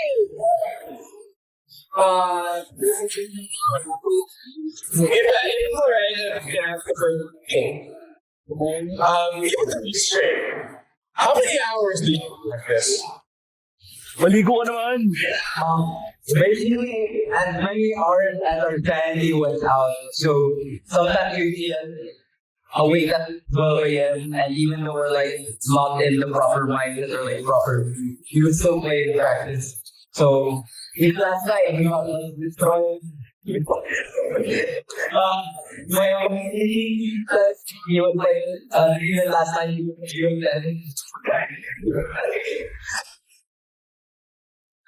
Importante panalo. Okay, so my question is, in the picking of champion, did you guys strategize your team because how you chose to be around with champions with knockouts like Galio and Yone? Was that planned or was it, just in the moment? Tumatawa yung dalawa. Honestly, at first, when we wanted to take the scenario, then when we looked at the potential plays that we could use, we just decided that, you know what, let's make some knockout heroes through tactics, and then just call it a bouncy house, if you will. Bouncy house!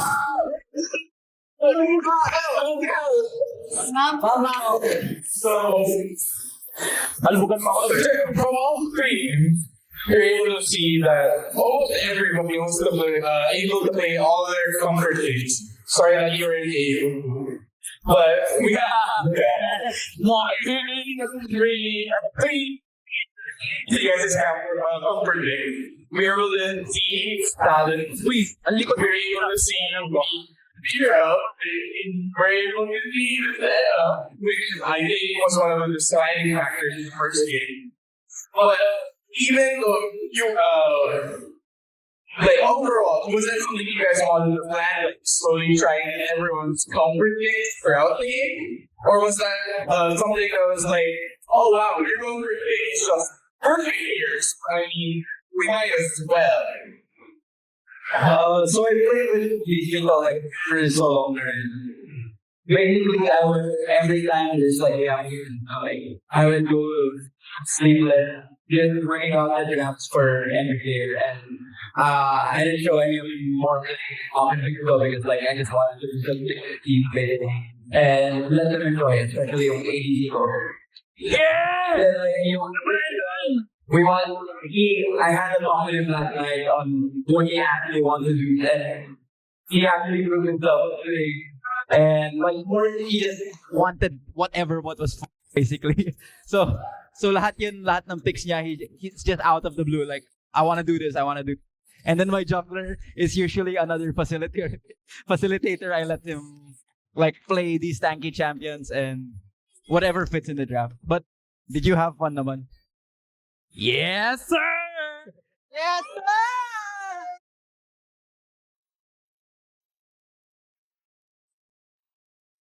Okay, so being the grand champion, how does it feel? Feels nice. Feels feels nice. Opo. Yes. Opo. I mean, to continue on what Joshi said, I'm pretty sure you guys went losses? Or like 0 losses throughout the entire thing. And you guys basically achieved your golden road. 𝗏𝗏 has yet to lose a CES, and sadly he will no longer be able to join us for the next one. But that he leaves a impressive record of undefeated, basically. Then we have the three of the Red Wolf members here. Overall champion, undefeated during Sports Fest, and now undefeated here in CES as well.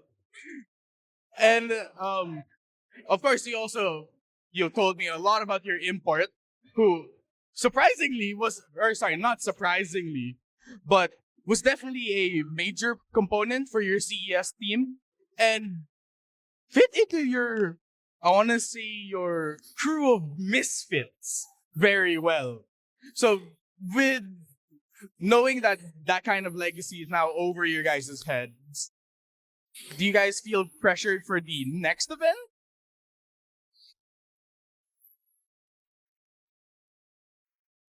Well, kayo sa split kasi I'm not gonna join.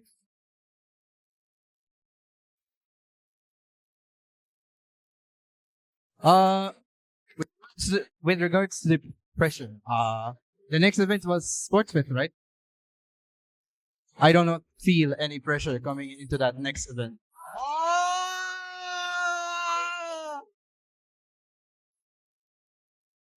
Okay, I love that confident answer. That was like really, really confident. I love that.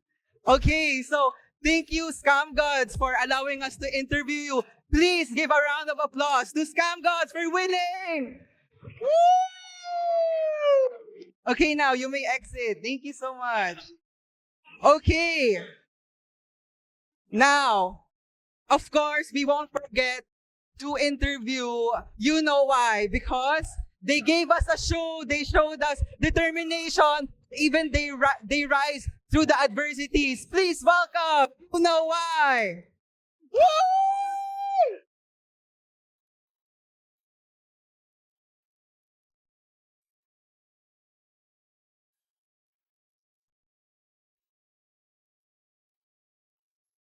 This is what you came for.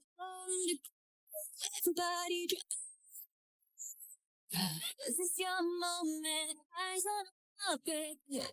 Congratulations on giving us a good show. You may not win, but you gave us a good fight. You showed us that you guys can play well. So thank you for that. So, I mean, it especially doesn't hurt when one of your players thought that this was a tournament for fun. So second place is a very good place to end up in. But one of the things I wanted to know was, like, every time I wanted to put through your heads during the draft. Usually just go so on the spot yung mga naiisip namin sa games namin, even from start. Kasi di what time mag-usap and ayun.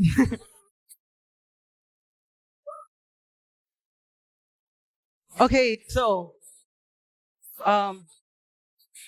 even though you guys lost, what were the positives out of the event?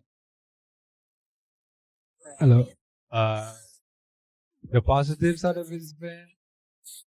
Well, of course, we had fun. We had lots of fun, especially playing with my friends and some new friends that I've made.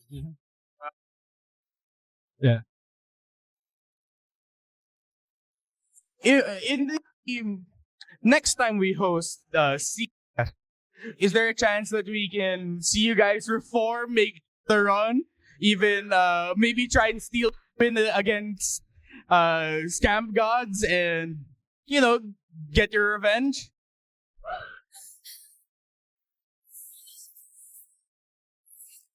We'll definitely come back, maybe. Kung gusto pa ng mga teammates ko. Pero for sure, we'll come back. So, did you guys have fun? Kahit, even if you lost, at least you guys put on a good show. So, what were the takeaways naman sa laro? Kasi, masyadong walang experience actually from playing kasi 1-year player pa lang ako. So, madami ako natutunan from Scam God support. And actually, yung mga plays nila is very interesting. Well, I would like to applaud you for joining such an event. Kahit 1-year player ka pa lang, good for you! So, you said that you only been playing for a year. So that this you would wholly CES as a way for casual players to try the more competitive league or even other games?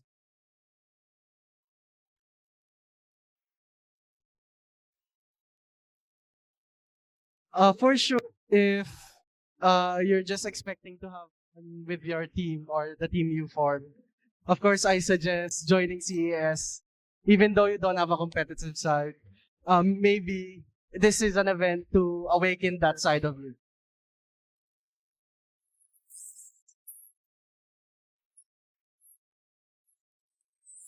So now that we've got to interview you guys, is there anything you want to say? Thank you sa everyone who supported us. Though, durog na durog kami. May mga naniniwala pa rin sa amin kahit baka. And,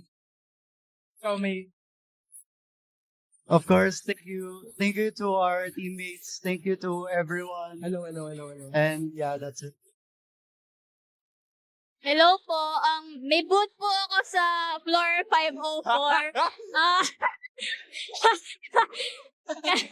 Bumili po kayo, please. Thank you. Thank you sa CGC for organizing this event, and thank you for everyone for attending the event. Thank you so much. Thank you so much. I really appreciate the input and I really appreciate the effort. And I'm sure that everyone really enjoyed your performance. Didn't you guys? Thank you so much. You know why. You may now exit. Congratulations. Thank you.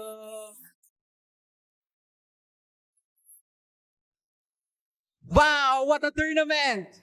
I'm sure you guys also enjoyed as much as I did. That was a really, really enjoyable game to watch. And congratulations again to our winner, Scam God. And of course, our runner-ups, you know why. So, thank you so much for watching. And, yeah. Intermission item. Ano po? Ha? We'll be right back. Sorry.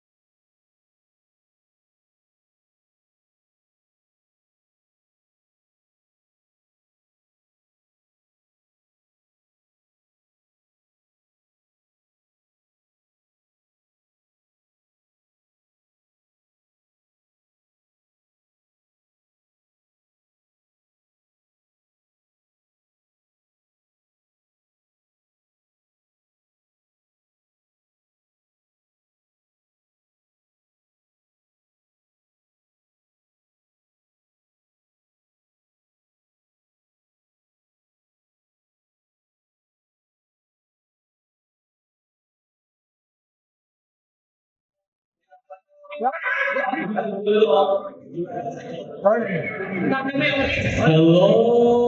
good day everyone. We're back in the stage.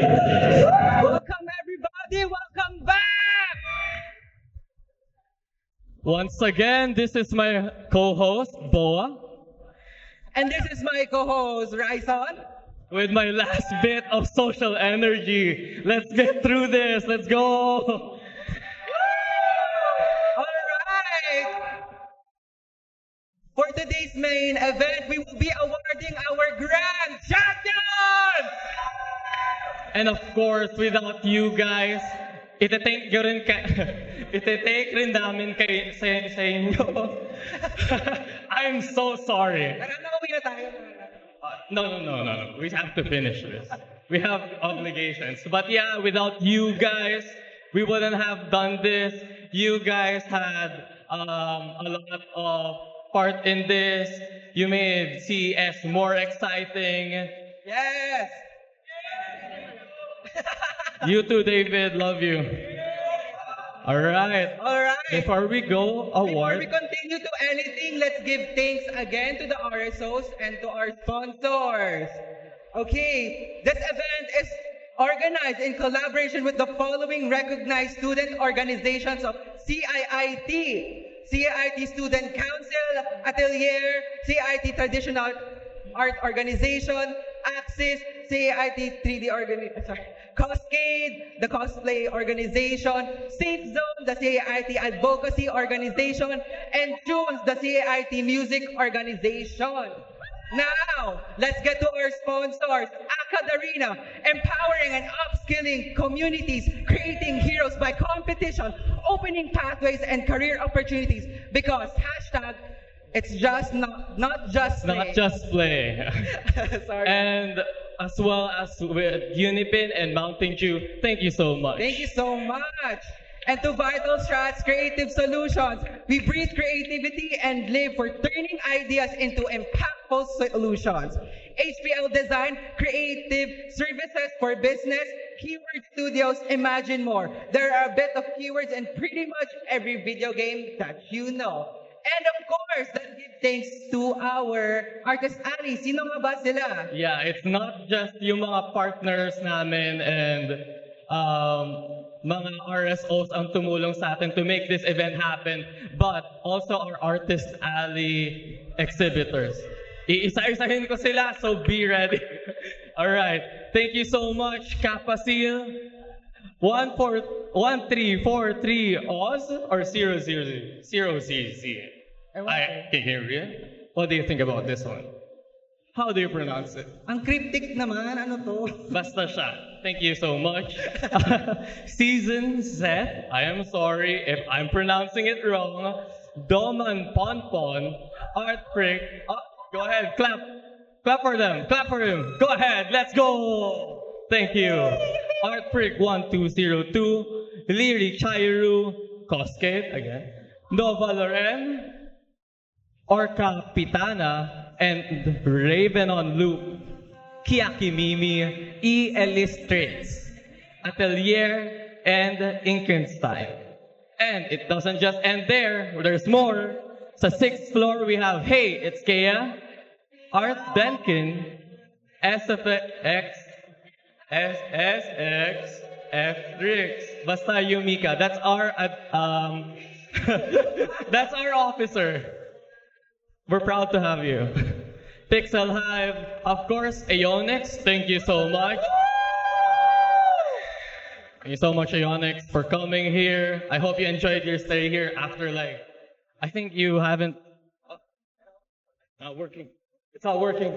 Anyway, I hope you enjoyed coming back here. I recall you telling me na matagal ka nang hindi nakapunta sa CIIT, and thank you for giving us some time.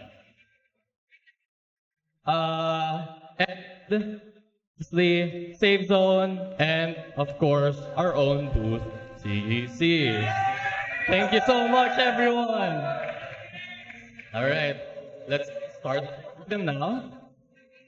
Thanks, All Master. right, now let's go to the main event, which is award our winners.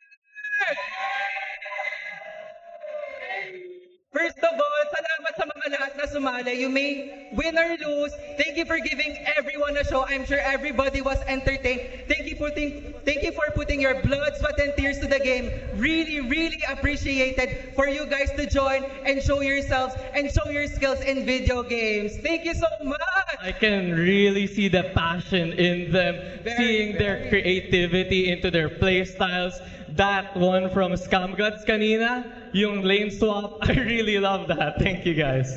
Thank you so much for joining. Now, let's get into awarding for our first day, which was Tekken 8. Sadly, some of them aren't here, but maybe. We'll still announce the grand champion. The grand champion for Yung third place muna. Huh? Yung third place muna. What? Third place muna. Okay. In third Excited. place, in third place we have 𝗏𝗏𝗃, and second place we have dried fish. And for our grand champion, we have 𝗏𝗏𝗃. We have a certificate here. Is any of the Tekken finalists here? None? Alright, it's okay. We'll give you... Hi, are you there? We'll give you your cash prize and your Unipin credits soon. Yes. And for our second day sa Valorant! More hype, please! More!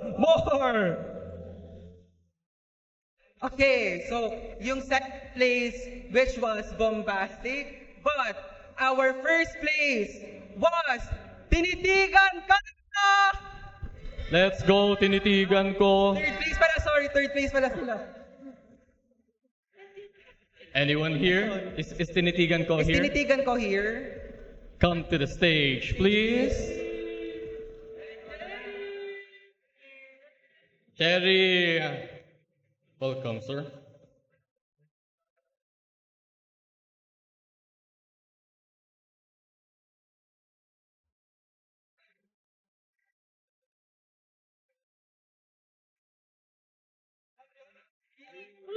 Hey! But of course, hindi lang yan yung prize nyo. Panali lang, ito na. Hinihintay natin. Asa na yan? Dalhin nyo na. Ito na. Hey! There we go! Stinger 2 for you guys, as well as Mountain Dew merch. Thank you, Mountain Dew. Thank you, Akadarina. Thank you, Unipin. Thank you. Sige, hawakan nyo. Of course, yung second place, bibigyan rin namin yan. Yes, we'll give it to you. It's school time, or we deliver it. Either way. Here you go. Photo up, please. Photo up.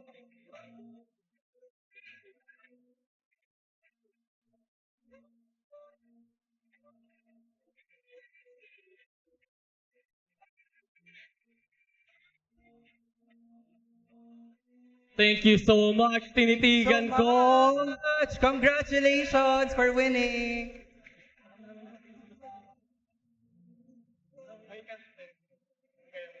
There's also a cash prize, all right? We'll send you the cash prize after this. Yeah. Okay. Let's move on to the third day, which is the last day. Nangyari lang kanina. All right. Hello. Mic check. Oh, it's Gumagalaw pa ba yung Let's baso? go. Ayan, of course, hindi natin makakalimutan. Ayun na naman. Sige, speak. Hello. There we go. All right. Go ahead, introduce our next winners. Okay. For the grand champion ng League of Legends, we have 𝘄𝗵𝘁'𝘀! Give a round of applause for 𝘄𝗵𝘁'𝘀. Congratulations! Thank you so much. Please give them their prizes. Yes.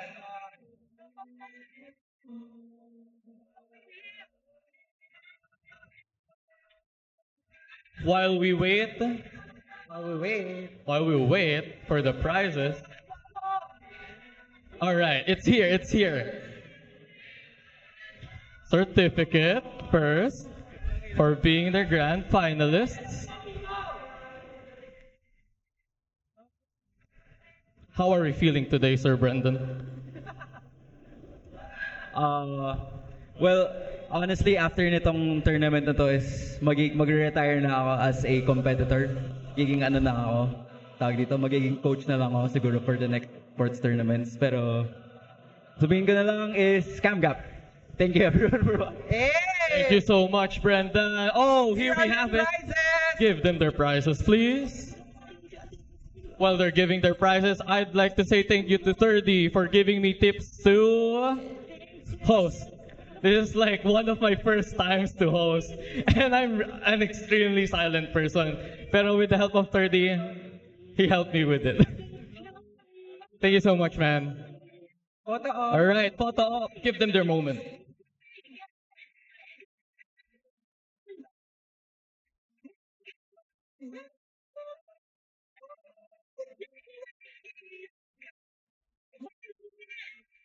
Thank you so much, 𝘄𝗵𝘁𝘀. Thank you so much.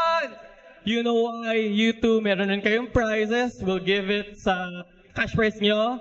We'll give it sometime around. Our finance will contact you. All right? Alright. Thank you so much. Thank you so much for coming here. Alright, before we end our event, we have some closing remarks, but for me, it would be thank you everybody for coming, for making this possible. Thank you so much. Thank you so much. Give your round of applause. And also, thank you for our players na sumali. Ang gagaling niyong lahat, sobra. Thank you rin sa CIIT for supporting us. 𝗫𝗏𝗀𝗃, Student Affairs Office. They're defending us from time to time. Let's go. Hi rin, Ma'am AJ. Ang advisor namin. Thank you so much. Hi. Pero syempre, Oh, before no. we end, may special message nga pala si Mr. Press. Yes. Baka naman. All right, fine. Stage is yours. Thank you, BOA. All right. I am not the type to get sentimental, but thank you to everyone. All of you, nabibingi na kayo sa kakasabi ko ng thank you to everyone, thank you to Artist Ali, thank you to this, thank you to that. But I really mean it. This event wouldn't have happened without you. Especially rin yung mga CGC officers ko. Here? Whoa, what's up?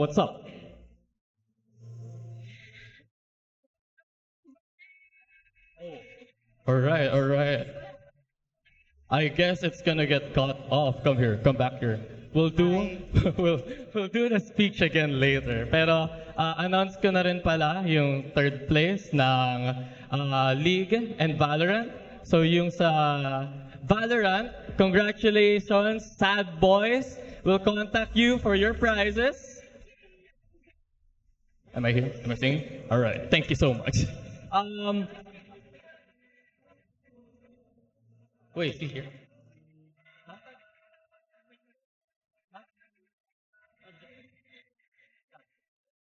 Sad boy, come here.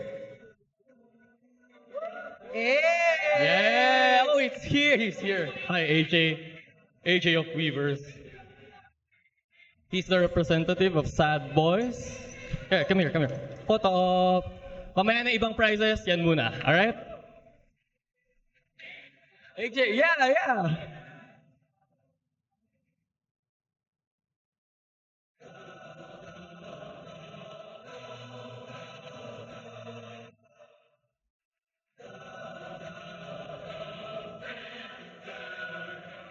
Thank you so much. Meron bang members ng Plato dito?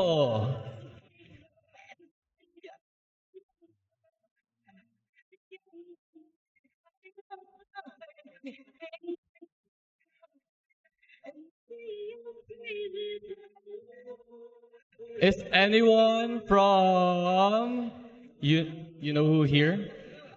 Anyone here from you know where? Why? You know why? Oh my God. You know why? Is anyone here from you know why? Come here please to the stage. I am so sorry.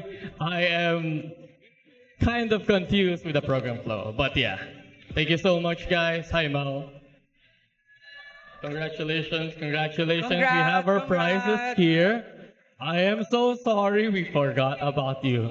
Seriously. Congrats.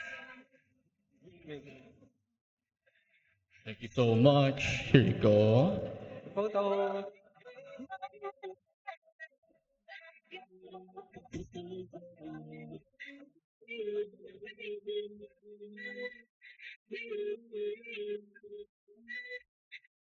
Thank you so much. You Thank know you so what? much. Congratulations for winning second place.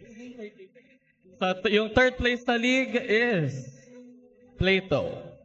Is anyone from Plato here? No? No? No? No? Alright. None? Please Alright. receive your prizes once you're at campus. Just Yep.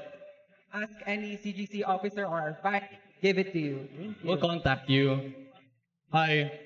Hi, Plato members. Contact us. Alright, thank you. What's up?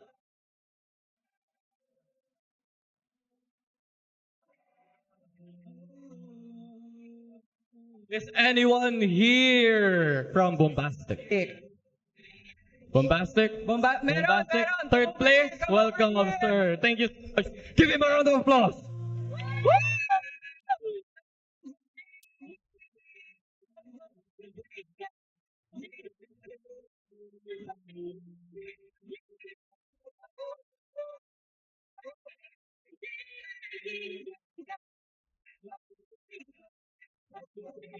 Congratulations! Again, I'm so sorry. But yeah, they matter as much as the first place. Also, yung mga nanakot sa qualifiers, thank you for joining. Thank you. Kahit hindi masyadong competitive, kahit even if we're just playing casual, you guys decided to join and become a part of CES. We appreciate you. Thank you so much. Thank you so much. Hi, Arca. Look at Arca over there. Hi, Arca. Hey! Yeah! Thank you, Cascade! I really like that. Hi. Oh, si Ruan May rin nandito. Wow, alright. Thank you, Ruan May. Best support. Especially at E1. Very, very, very. Yeah, 30% defense rate. Can you believe that? I can. Alright. Alright. Thank you so much again. Ito na. Totoo na to.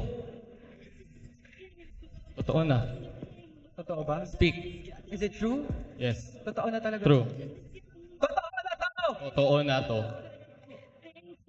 Para sa league. Aha. Para sa league. Wait lang, may nangyayari dito. Ano yan? Hindi ako kasali. Ano to? Ano to? Ano? Tinetest na nila yung headset. I mean, I would too. I would too. I would too. Hi, 30. Alright, sige na. Tama na. Sunod na. Alright. May certificate na ba for you? Certificate na.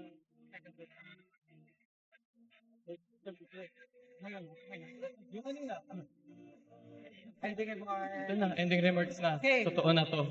Totoo na to. Pwede na tayo makapag-ending remarks. Finally. Finally, thank you so much. Thank you so much everyone nga pala ulit for coming. Pero before we end, I would like to announce na may closing speech ang president ng CGC. Nakalimutan niyo yung kanina? Nakalimutan niyo yung na? Hindi nangyari yon. Ayan, the floor is yours, kumpare. Good luck. Wait. You know the one on Men in Black where it just flashes? Oh, you forgot about it. No one gets the reference. God. Okay, I was about to swear. Alright, anyway, uulitin ko. Thank you so much to everyone. Hindi to scripted, pero alam kong bingin-bingin na kayo. Ito na yung second time na nagsabi ako ng thank you so much to everyone. Pero, yeah, without you guys, wala tong CES. Kailangan namin attendees, and you guys made it happen. Kailangan namin ng Artist Alley. You went out here. So again, hi Ma'am Advisor. Hi everyone. Thank you so much. Especially yung mga CGC officers ko. Hi, hello. Hello! Woo! Thank you so much.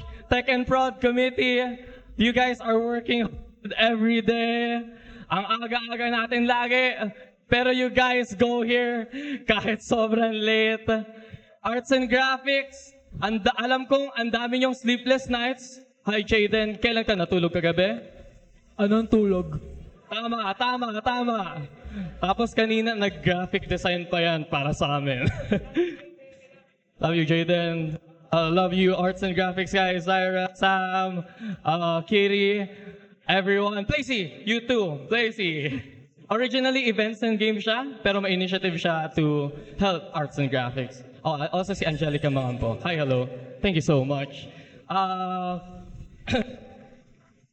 Events and games, thank you much as well for making this possible. Thank you so much. Events and games sa mga rule books, for planning, for paperworks. Can you guys stand up? Hi, Kim, kita kita dyan. Tumayo ka. Tumayo ka. Tumayo ka. Ikaw rin, Rex. Nakita kita dyan. Tumayo ka. Tama yan. Tama yan. Hell yeah. Thank you so much, guys. Alright. Shane. Oy, Shane. Tumayo ka. Hi, Shane. Shane. Thanks. Hi, Josh. Thanks. Photographer rin namin yan. Alright. Consent partnerships. Thank you so much for communicating sa mga admins, sa school, sa sponsors. Thank you. Hi, Caitlin. Thank you sa pag-handle ng pera. And, of course, yung executives ko. Right over there. Looking fabulous today, Ori. Birthday niya kahapon. Sabihin niyo happy birthday. Si Zyra rin, birthday niya. Happy birthday, Zyra! Thank you. Thank you so much. Happy na birthday mo pa! Happy na birthday mo pa! Happy na birthday mo pa! I actually don't know the song, but I'm sorry. I messed that up a bit. Tapos, yung mga outgoing officers rin, you've been here. You've been here sa CGC for long. You've been here sa CGC for long. Thank you for your service. Kahit napakahirap ng last event ninyo, you guys still managed to help out with all your heart. Yun lang. And I have to thank rin yung mga officers before me, yung mga old batch who brought up CGC to what it is today. Akad Arena sponsorship, we wouldn't have that if they didn't establish it for us. If hindi nangyari yung CES 2022, I wouldn't be inspired to join as an officer. Hi, one of them is Brendan. Hi, Brendan. Thank you so much. Love you, bro. All right, yun lang.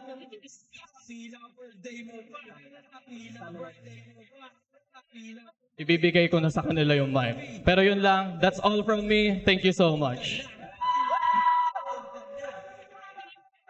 Hello? Hello? Hello? Rinig ba ako? Rinig ba ako? We are the extroverts of the executive. Hello? Sino nagsabi extrovert ako? Hindi ba? Hindi. Sorry, ako yung isang extrovert pala dito na DC. I just want to thank everyone so much. CGC and all the partner RSOs. I just really want to thank you so much. This is our biggest event ever. And all the hard work, it's just so sad to see it come to an end because we were planning this for like how many months, using so much of our time using so much of our energy into CES. And I want to thank all of our players, all of our officers, partners, sponsors, and also our attendees, merchants, everyone involved. Wait, I'm sorry, this fan is bothering me. I just want to thank everyone so much for being here with us for CES Vengeance 2020. Wait, I'm sorry, this fan is really bothering me. What else? Hello, sorry. Thank you so much. I just can't stop saying thank you so much. Because CES is the reason why I joined CGC, and having to go through all of this, I feel like I fulfilled a big part of why I became an officer. Magta-thank you message pa ba ako? Lahat nyo na, sinabi nyo na eh. Well, oo nga, ang galing mo naman talaga, Maxi. Pero may alam ako kung sino may final message pa for this event. May we upon in front, Miss AJ Aguilar, our CGC advisor for this school year. Pwede ba dito na lang ako? Dito na lang ako. I have a heartfelt message for CGC. It has been how many months? Since 6 months now.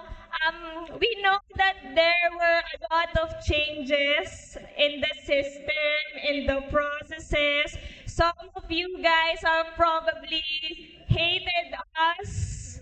Some of you probably understood why we are implementing such new processes and policies. But I'm just very proud of CGC for being able to execute such a big flagship program despite all the changes. I know very well kasi I've worked with CGC since 2022 to roadshow to this. It's true, this is their biggest event ever. There has been an innovation from the 2022 CES. There were a lot of activities offered by the officers this year together with the partner RSOs and the departments of CIIT. So I couldn't be more proud of all the officers for executing all of this. Despite all the changes, they were able to respect the process, respect the policies, doing things the right way. So, yun lang. I'm just very proud to all of you. Thank you very much for all the patience and understanding, for your compliance, your hard work. I was also able to see it.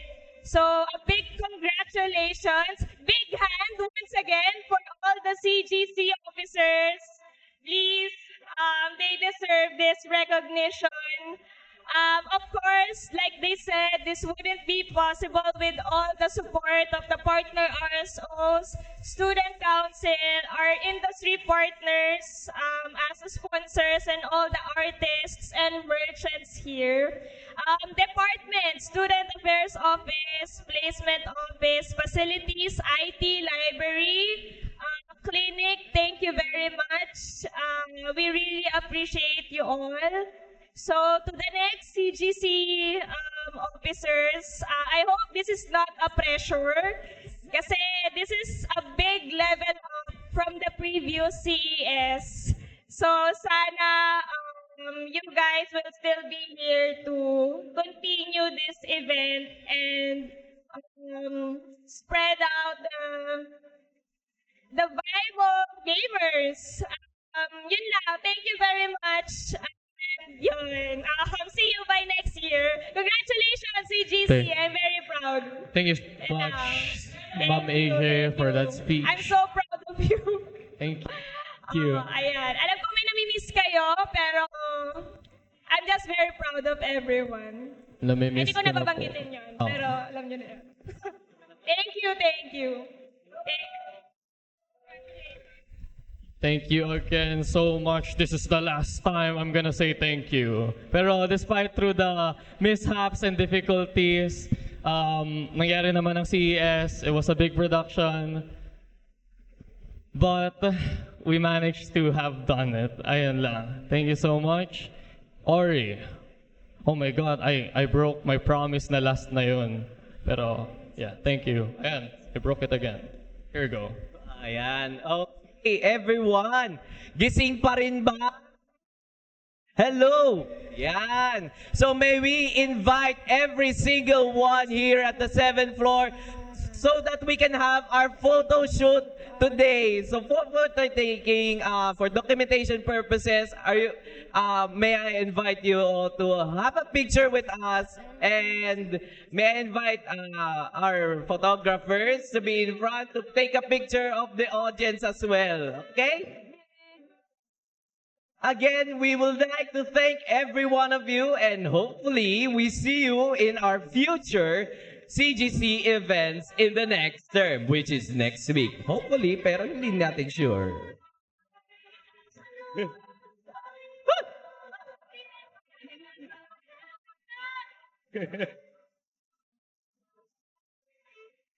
So ayun, everyone, I hope everyone can still make a smile, and we will be taking out pictures na. Everyone tingin sa screen, tingin sa photographers. Ayun. Okay. Hindi, wala na ako. Hindi ko ini-invite lahat lahat tumayot pumunta sa harap. Kahit nandyan kayo sa seats nyo, ang photographers na mag-a-adjust. Tama. Dito kayo. Okay mo. Everyone, upo po muna. Pipicture lang yung photographer natin. Thank you po. Please take a seat.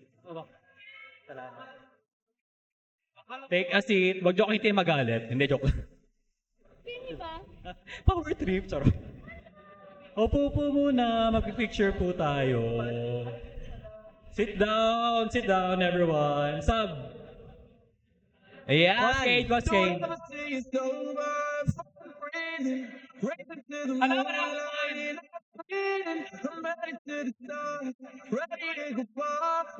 Okay na. Okay na, nakaupo na ba lahat? Everyone, center! Ready! Wait now! Okay, wait lang yung mga mascot. Wait lang. Kita yan! Ready? Ready na! Come on! Ready! In 5, 4, 3! Wait lang si Maxi, wala na! Maxi, go! I gotta kill him every time. Don't ever say it's over. Breathing, breathing to the moonlight, and I'm breathing, I'm ready to the sun, ready to go far. Now, ano yun? Okay, last one.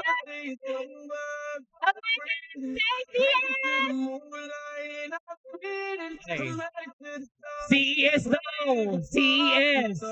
Say CES! 1, 2, 3! CES!